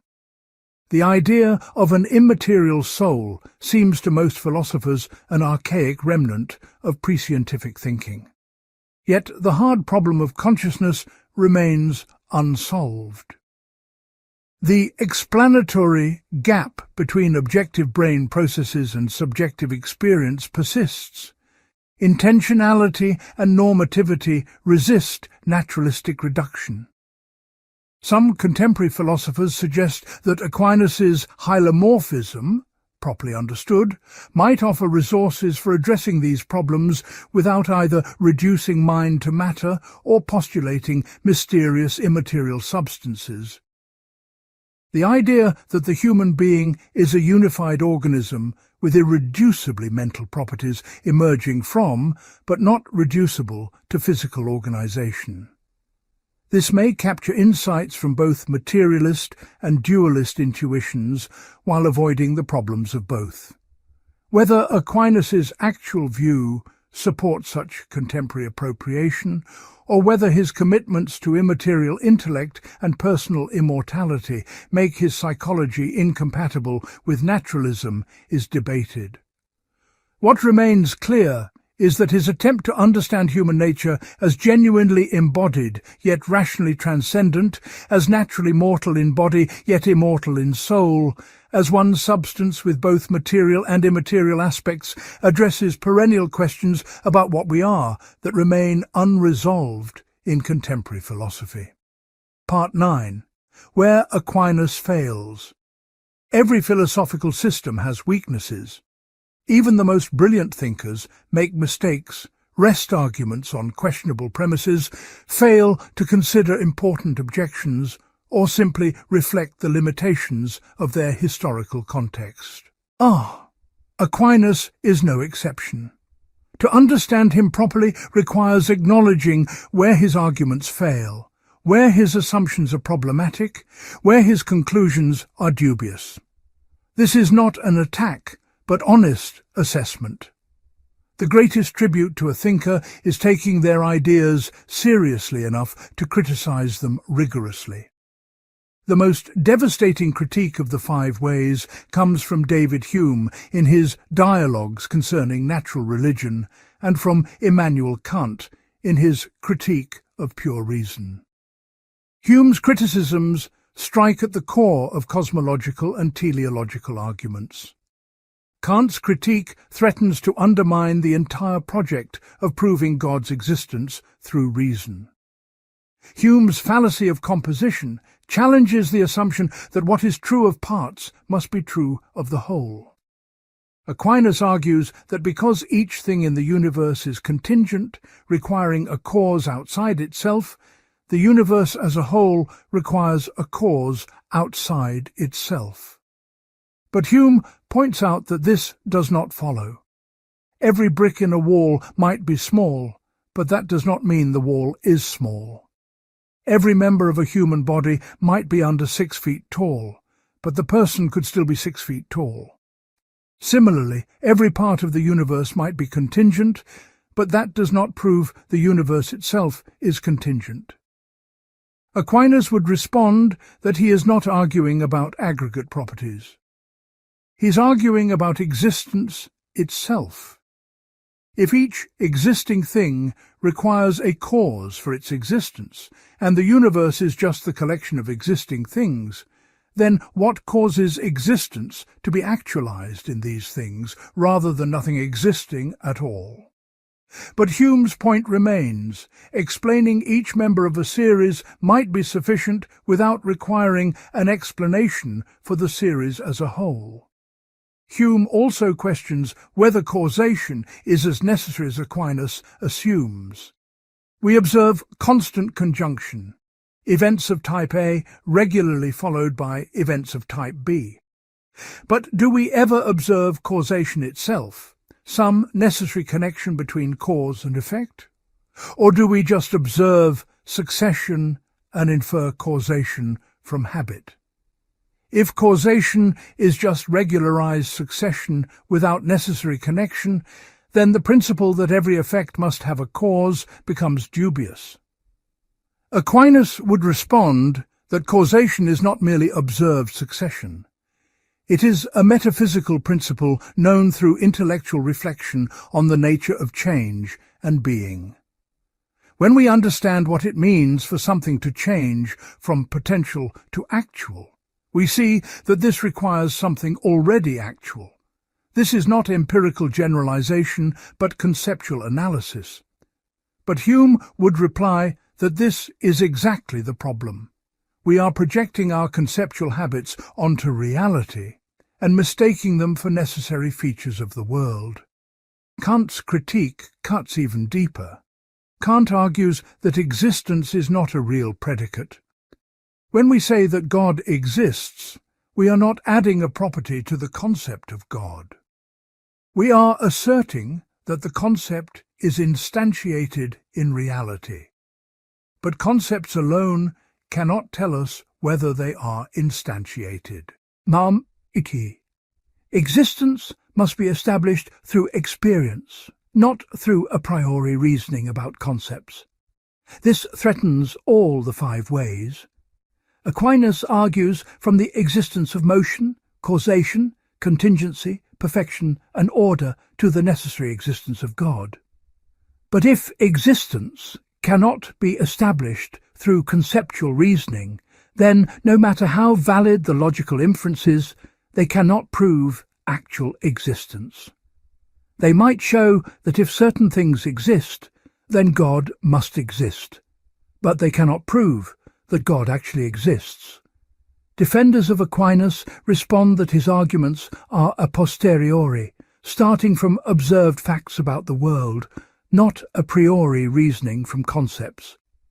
He begins with experienced motion, causation, contingency. From these empirical starting points, he reasons to their necessary conditions. This is not deriving existence from concepts, but inferring causes from observed effects. But Kant would question whether even a posteriori arguments can reach beyond possible experience to prove the existence of something transcendent like God. The natural law theory faces equally serious problems. The is-ought problem looms large. Aquinas derives moral principles from facts about human nature. We have inclinations towards self-preservation, reproduction, knowledge, and social life. From these facts he derives that we ought to preserve life, procreate responsibly, seek truth, and live peacefully. But how does the fact that we have certain inclinations make it right to follow them? Rapists and thieves also act on natural inclinations. Does that make rape and theft morally acceptable? Obviously not. So there must be some criterion beyond mere natural inclination for determining which inclinations are morally good. But what is that criterion?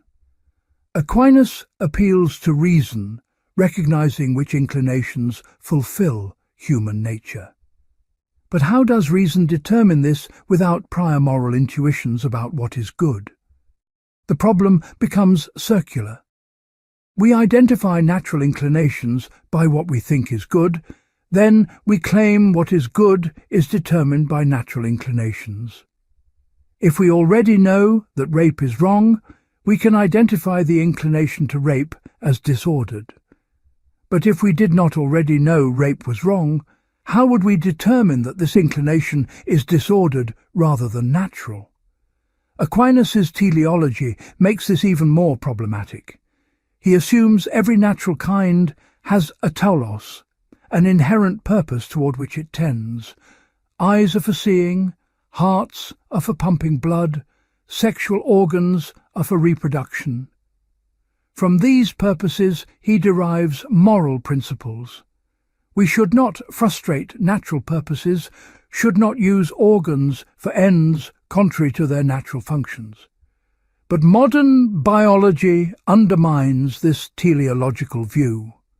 Organs evolved through natural selection because they increased reproductive success, not because they fulfill predetermined purposes. Eyes exist because creatures with light-sensing organs survived better, not because there is some cosmic purpose called seeing. Sexual organs exist because reproduction passes on genes, not because there is some essence of sexuality independent of evolutionary history. Once we abandon inherent teleology, natural law theory loses its foundation.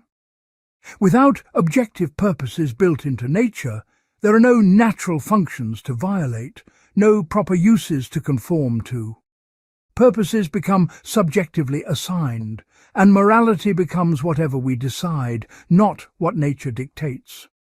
Aquinas would respond that final causality is real and observable, even if we explain how purposes arose through evolutionary history. Hearts pump blood regardless of how they evolved. This function is not subjectively assigned, but objectively present.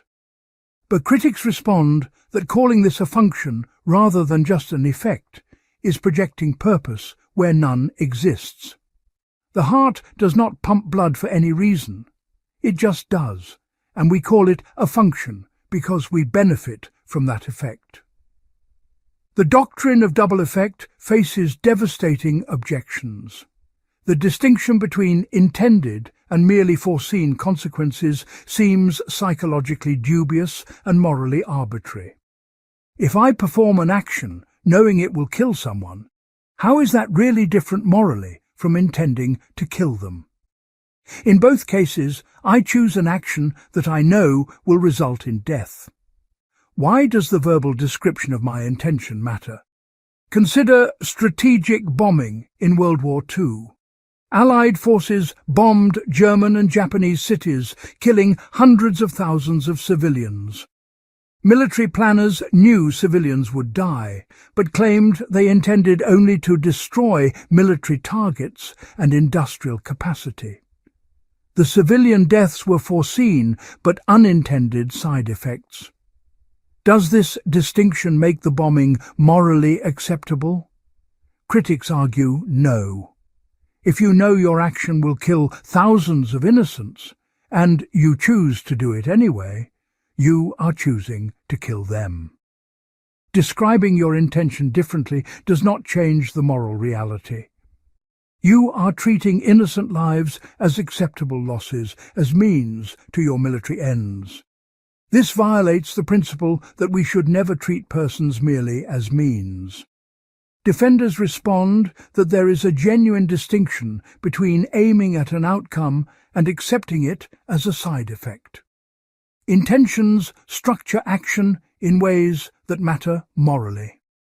Someone who kills deliberately as a means to their goal has become a killer in a way that someone who accepts deaths as regrettable side effects has not. But critics remain unconvinced.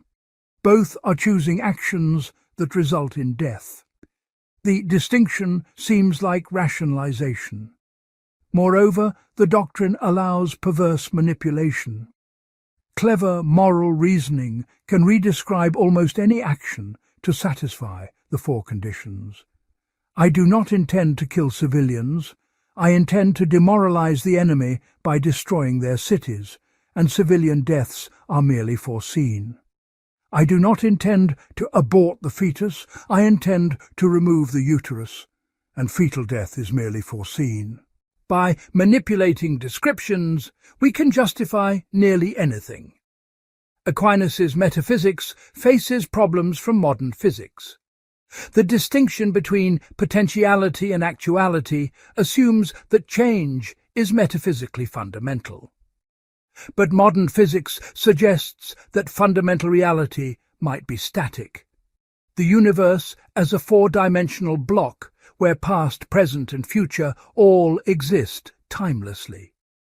Change is just our experience of moving through time, not a fundamental feature of reality.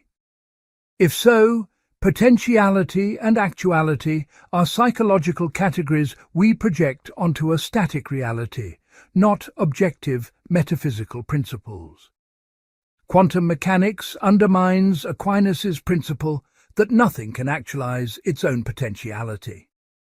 Quantum fluctuations seem to be uncaused events.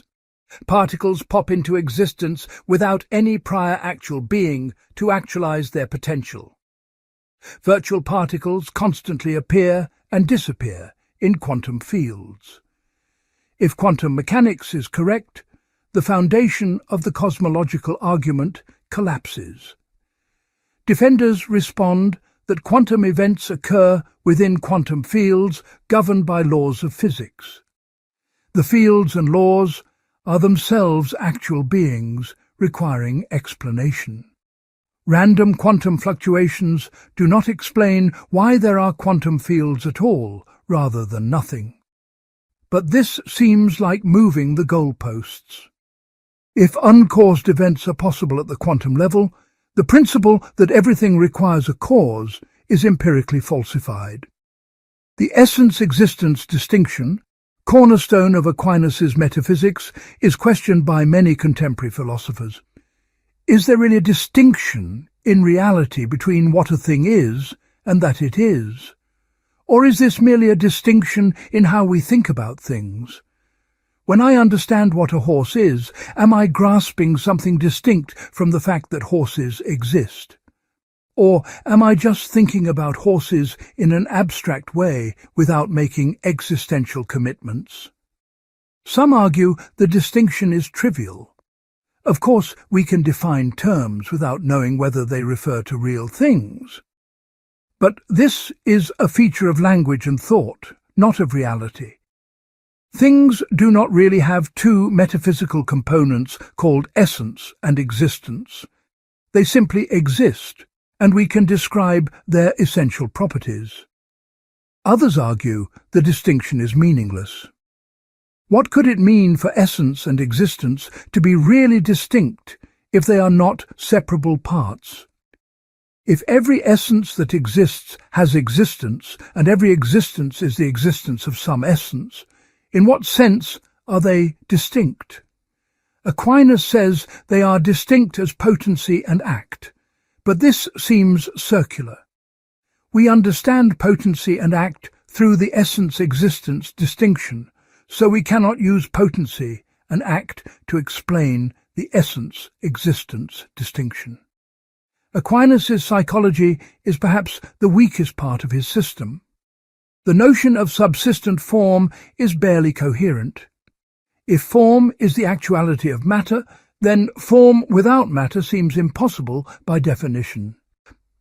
Aquinas' claim that the human soul is both form of body and subsistent substance seems to combine incompatible ideas. Either it is form, in which case it cannot exist separately, or it is substance, in which case it is not really form of body. The apparatus of active intellect illuminating phantasms to produce intelligible species seems like overly complex speculation with no empirical support. Modern cognitive science explains concept formation through neural networks and statistical learning without requiring immaterial powers or spiritual illumination. The phenomena Aquinas tried to explain can be explained more simply and more scientifically without his elaborate metaphysical machinery. His arguments for immortality are unconvincing. Even granting that intellect is somehow distinct from material organs, why think it continues after death? Consciousness depends completely on brain function. Damage the brain, and consciousness is impaired or destroyed. When the brain dies, all evidence suggests consciousness ceases. Postulating a surviving immaterial soul seems like wishful thinking driven by religious commitments, not by philosophical argument. The claim that separated souls retain individuality is especially problematic. If souls are individuated by their relationship to particular bodies, what happens when those bodies no longer exist? Do the souls become identical? Aquinas says they retain a relational property to their former bodies, but this seems metaphysically bizarre. How can a relation to something that does not exist individuate different substances? Aquinas' ethics suffers from absolutism that leads to implausible conclusions. His natural law principles generate absolute prohibitions that seem to ignore morally relevant considerations. Lying is always wrong, even to save innocent life from murderers. Contraception is always wrong, even to prevent disease or poverty.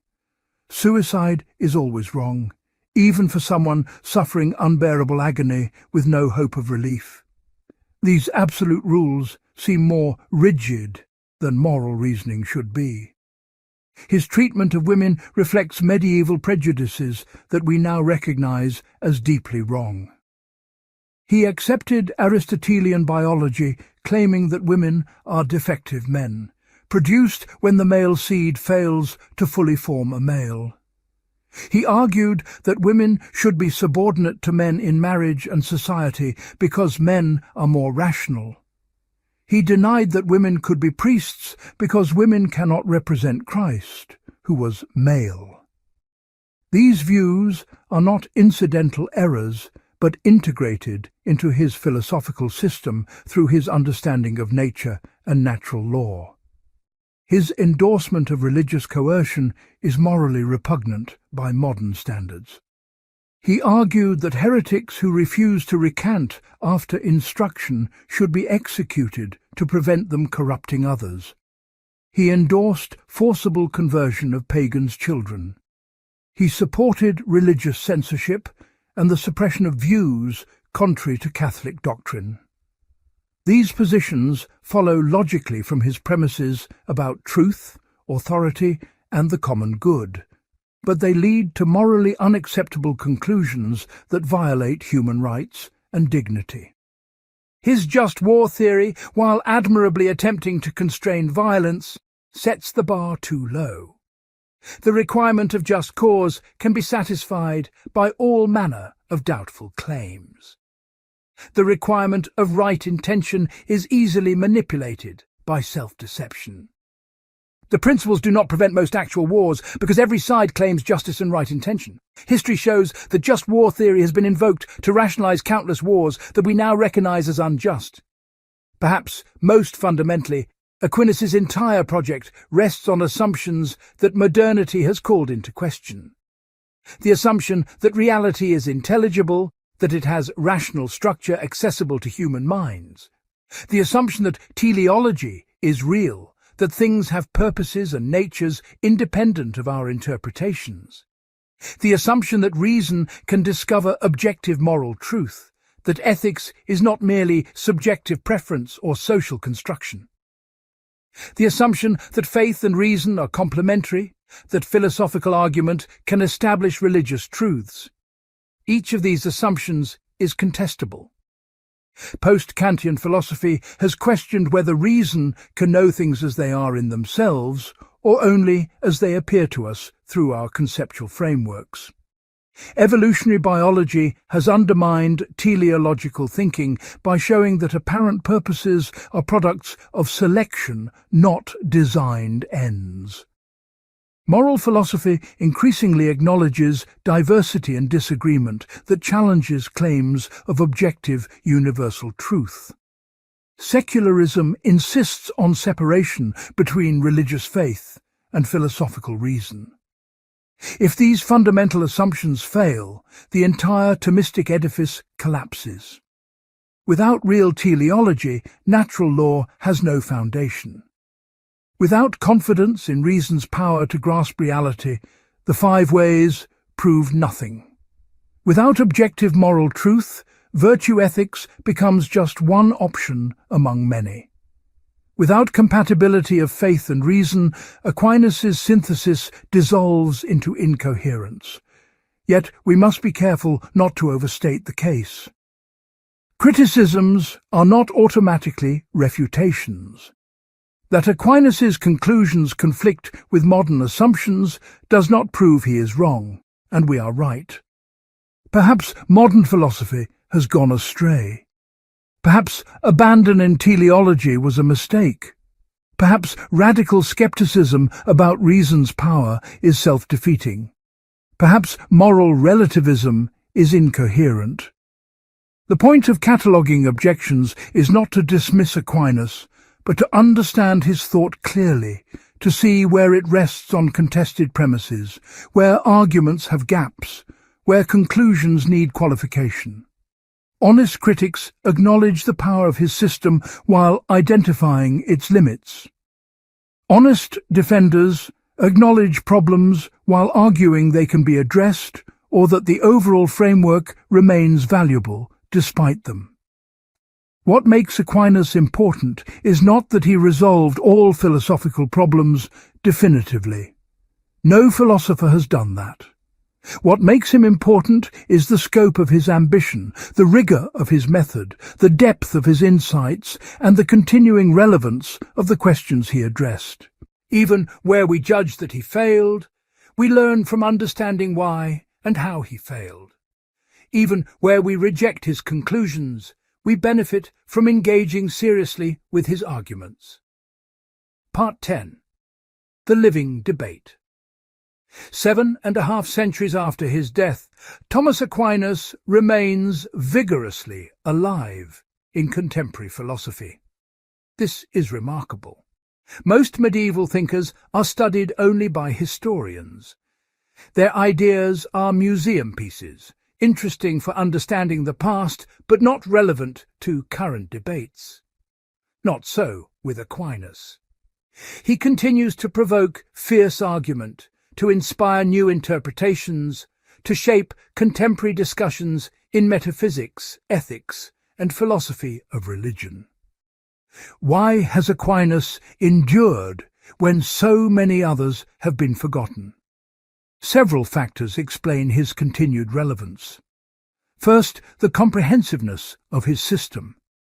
He addressed virtually every major philosophical question: the nature of existence, the possibility of knowledge, the foundations of ethics, the existence of God, the nature of law, the structure of virtue, the relationship of mind and body.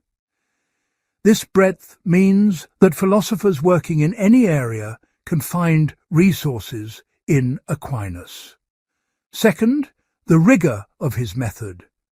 Whatever one thinks of his conclusions, his arguments are models of careful reasoning. He defines terms precisely, distinguishes relevant senses, considers objections systematically, argues step by step from premises to conclusions. This methodological discipline makes his work valuable even to those who reject his metaphysics or theology. Learning to think like Aquinas teaches philosophical skill. Third, his integration of reason and faith proved prophetic. The modern separation of philosophy from theology created problems that Aquinas' synthesis anticipated. How do we relate scientific knowledge to religious belief? Can morality be grounded without God? What is the proper relationship between secular authority and religious institutions? These remain urgent questions, and Aquinas' attempts to answer them, even if ultimately unsuccessful, provide frameworks for thinking about them. Fourth, philosophical fashion has vindicated some of his central ideas. The 20th century saw revival of virtue ethics after a century of consequentialism and deontology. Philosophers rediscovered Aristotelian essentialism as an alternative to nominalism and conventionalism. Natural law theory found new defenders among both religious and secular thinkers. Philosophy of mind struggled with problems of intentionality and consciousness that Aquinas addressed. In each case, returning to Aquinas proved philosophically fruitful. The contemporary landscape of Thomism is diverse and contentious. Traditional Thomists, often associated with Catholic institutions, defend something close to Aquinas' original system. They maintain his metaphysics of act and potency, his epistemological realism, his natural law ethics, his arguments for God's existence. They see Thomism as a comprehensive alternative to modern philosophy, offering resources for addressing contemporary problems while remaining rooted in perennial truths. Transcendental Thomists, following the work of Joseph Mareschal, Karl Rahner, and Bernard Lonergan, attempted to integrate Thomism with Kantian insights. They accepted that knowledge requires active construction by the knowing subject, not just passive reception of forms from objects. They emphasized the dynamism of human inquiry, the drive toward unlimited being and truth that points toward God. They reformulated Thomistic metaphysics in terms of consciousness and subjectivity rather than objective being. This movement was influential in mid-20th century Catholic theology, but has waned. Traditional Thomists criticized it for abandoning Aquinas' realism and objectivity. Analytical philosophers criticized it for obscure phenomenological language. The project of synthesizing Thomas and Kant proved difficult, perhaps impossible. The two thinkers rest on incompatible foundations. Aquinas assumes the mind can know reality as it is. Kant insists we know only appearances structured by our concepts. Analytical Thomism has been the most vibrant recent development. Starting in the 1970s and 1980s, philosophers trained in analytical philosophy began seriously engaging with Aquinas. Peter Geach, G.E.M. Anscombe, Anthony Kenny, and later John Haldane, Eleanor Stump, Brian Davies and others brought the tools and standards of analytical philosophy to Thomistic texts. What distinguishes analytical Thomism? First, methodological, using formal logic, careful conceptual analysis, and attention to arguments rather than authority. Analytical Thomists are willing to reject Aquinas when his arguments fail. They do not treat his texts as infallible but as philosophical proposals to be evaluated critically. Second, engagement with contemporary philosophy. Analytical Thomists participate in mainstream philosophical discussions. They publish in top journals, attend major conferences, debate with non-Thomists. They do not confine themselves to Catholic institutions or Thomistic circles. This has made Aquinas relevant to philosophers who would never open the Summa Theologica. Third, selective appropriation. Analytical Thomists do not defend every aspect of Aquinas' system. They extract what seems philosophically valuable while abandoning what seems indefensible. Some analytical Thomists reject his arguments for God's existence while defending his virtue ethics. Others accept his metaphysics while rejecting his natural law theory. This pragmatic approach treats Aquinas as a resource to be mined, not a system to be accepted whole. But this creates internal tensions. If you strip away the theological framework, the medieval metaphysics, the outdated science, how much of Aquinas remains? Critics argue that analytical Thomism is Thomism in name only, that it retains Thomistic vocabulary while abandoning Thomistic substance. Defenders respond that they are recovering the philosophical core of Aquinas' thought from the accidents of his historical context. Major contemporary debates within and about Thomism reveal the vitality of the tradition. The dispute about the essence-existence distinction continues. Is it a real distinction in things, or only conceptual? If real, what is its character? How does it relate to the distinction between substance and accidents? Different Thomists give different answers, citing different texts from Aquinas, offering different metaphysical analyses. The debate about universals remains live. Moderate realism says universals exist in things, not as separate Platonic forms, but as common natures really present in individuals. But what exactly is a common nature? How does it exist in individuals without being individualized? If individualized, how is it common? Thomists offer various solutions. Some emphasize the role of the intellect in abstracting universals, others emphasize the causal powers grounded in common natures, others develop formal ontologies to specify the mode of being of universals. The relationship between theology and philosophy in Aquinas' system is contested. Did he genuinely separate them, allowing philosophy autonomous domain? Or is his philosophy always in service of theology, shaped by Christian commitments? Can non-believers adopt Thomistic philosophy without the theology? Or is the whole system so integrated that removing theology distorts everything else? Conservative Thomists insist on the unity of faith and reason in Aquinas. His philosophy cannot be properly understood apart from his theology. His arguments presuppose Christian metaphysics even when not explicitly invoking revelation. Liberal Thomists argue that his philosophical arguments stand independently. The 5 ways do not require faith to understand or evaluate. Natural law theory can be developed without theological premises. The disagreement reflects different interpretations of the same texts. The problem of the unity of intellect that divided Aquinas from Averroes remains philosophically interesting. Is intellect individual to each person or universal? Modern cognitive science suggests that much of cognition is realized in brain processes that are certainly individual, but the content of thought seems universal. When you and I both understand that 2 + 2 = 4, are we grasping the same truth or 2 distinct truths? Aquinas says one truth, 2 individual acts of understanding. But how does this work metaphysically?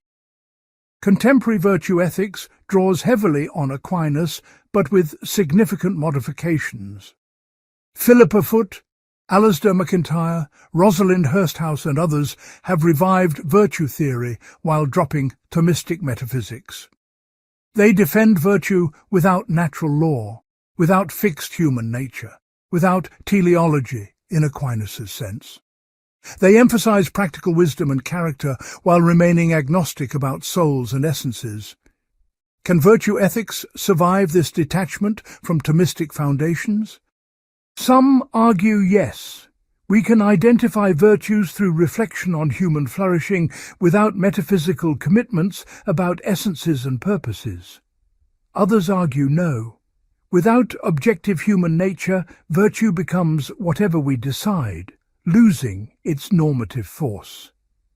The debate continues, with Thomistic virtue ethics representing one pole. Natural law theory remains influential in legal philosophy and bioethics. Contemporary natural lawyers like John Finnis, Germain Griset, and Robert George have reformulated Aquinas' approach. They identify basic goods, self-evident values that provide reasons for action: life, knowledge, friendship, practical reasonableness, aesthetic experience, religion. These goods ground moral principles without requiring biological teleology or Thomistic metaphysics. This new natural law theory claims to avoid the is-ought problem while preserving objective morality. Basic goods are recognized as valuable through practical reason, not derived from facts about nature. Moral principles follow from the requirement to respect these goods in all our choices, never acting directly against any of them. But critics question whether this truly avoids deriving aught from is, whether the list of basic goods is arbitrary, whether the absolute moral rules can be justified. The most intense contemporary debates concern Aquinas' philosophy of religion. Are the 5 ways successful? Can they be reformulated to avoid modern objections? Or should they be abandoned as failed arguments from a prescientific age? Defenders like Edward Feser argue that the 5 ways, properly understood, remain powerful. Critics misunderstand the arguments, projecting modern assumptions back onto medieval texts. The arguments are metaphysical, not empirical. They prove God's existence as necessary ground of being, not as hypothesis to explain phenomena. Critics remain unconvinced. The arguments rest on contested metaphysical principles, the impossibility of infinite regress, the reality of causation, the primacy of actuality over potentiality. Even granting the metaphysics, the arguments at best establish a necessary being, not the God of classical theism. Additional arguments are needed to show this being is omnipotent, omniscient, perfectly good, personal. And those arguments face their own objections. The problem of evil remains the strongest challenge to Thomistic natural theology. If God is omnipotent and perfectly good, why is there suffering? Aquinas' solution that evil is privation, that God permits evil for greater goods, that free will requires the possibility of sin, seems inadequate to the reality of horrendous evils, childhood cancer, natural disasters, genocide. Contemporary philosophers of religion debate whether any theodicy can succeed, whether belief in God can be rational in the face of evil. Applied ethics has seen significant Thomistic contributions. Catholic bioethics draws heavily on natural law and the doctrine of double effect to address abortion, euthanasia, reproductive technology, end-of-life care. Whether these applications succeed, or whether they impose rigid rules insensitive to individual circumstances, is hotly debated. Thomistic just war theory informs debates about humanitarian intervention, terrorism, nuclear deterrence, drone warfare. Whether it provides genuine guidance or merely rationalizes violence is contested. Political philosophy has seen renewed interest in Thomistic ideas about the common good, subsidiarity, natural rights, and the limits of state power. Against libertarians who prioritize individual freedom over social obligations, and against communitarians who subordinate individuals to communities, Thomists offer a middle way. Persons are essentially social, but the common good consists in conditions for individual flourishing, not in collective goals that override personal good. Whether this middle way is coherent, or whether it collapses into one extreme or the other, is debated. Does emphasizing the common good justify restricting individual liberties? Does emphasizing personal rights undermine social cohesion? How do we balance competing goods when they conflict? These questions show that Thomistic political philosophy, far from being settled doctrine, generates ongoing argument. The most intriguing contemporary question is whether Aquinas' thought can engage productively with non-Western philosophy. Christian missionaries brought Thomism to Asia, Africa, and Latin America, but often as European import imposed on local cultures. Can Thomistic categories illuminate Confucian ethics? Can natural law theory dialogue with Buddhist metaphysics? Can Aquinas' arguments for God engage with Hindu theology? Some argue yes. The perennial questions about being, knowledge, good, God, transcend particular cultures. Thomistic answers, while culturally conditioned in expression, address universal human concerns. Others argue no. Thomistic thought is inextricably Western, shaped by Greek philosophy and Christian theology. Imposing it on other traditions is philosophical colonialism. The truth likely lies between. Genuine dialogue is possible, but it requires humility, willingness to learn, and recognition that Thomism does not have monopoly on wisdom. Looking forward, what future does Thomism have? 3 possibilities suggest themselves. First, ongoing decline. As society becomes more secular, as philosophy becomes more naturalistic, as Catholic institutions lose influence, Thomism fades to historical curiosity. This seems unlikely given the recent vitality of analytical Thomism and the enduring interest in virtue ethics and natural law. Second, persistence as minority tradition. Thomism continues among conservative Catholics and sympathetic philosophers, developing in dialogue with contemporary thought but remaining marginal to mainstream philosophy. This seems most likely. Thomism will neither dominate nor disappear, but will persist as one option among many, influential in certain areas, ignored in others. Third, unexpected revival. Philosophical fashions change unpredictably. Perhaps growing dissatisfaction with naturalism's inability to explain consciousness, intentionality and normativity will drive philosophers back to Aristotelian Thomistic metaphysics. Perhaps the apparent exhaustion of post-Kantian philosophy will prompt return to pre-modern realism.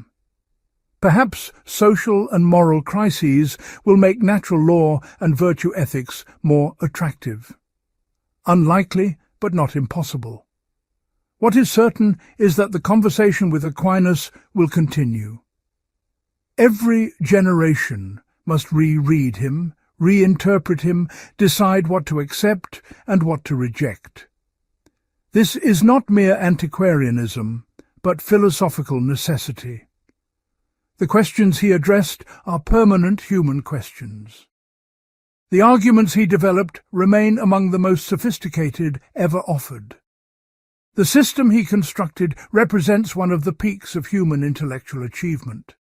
Even those who ultimately reject Thomism benefit from engaging with it. Understanding Aquinas clarifies the alternatives. Criticizing him sharpens philosophical skills. Appropriating his insights enriches contemporary thought. Whether as opponent or ally, as historical figure or contemporary interlocutor, Thomas Aquinas remains essential to anyone seeking to understand the deepest questions about reality, knowledge, goodness, and God. The final assessment must be balanced.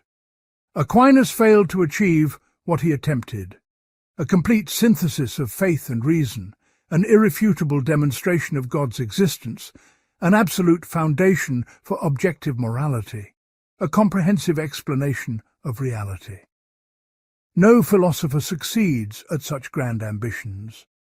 But in the attempt, he made permanent contributions to philosophy: rigorous methods of argumentation, sophisticated metaphysical distinctions, nuanced ethical frameworks, profound insights into human nature. We cannot simply adopt Thomism wholesale. Too much has changed. Our science is different, our philosophy is different, our society is different. But we can learn from Aquinas how to think philosophically, with care, with rigor, with system, with openness to truth wherever it leads. We can appropriate his insights while rejecting his errors. We can honor his achievement while moving beyond it. This is how philosophy progresses. Not by forgetting the past, but by engaging it critically.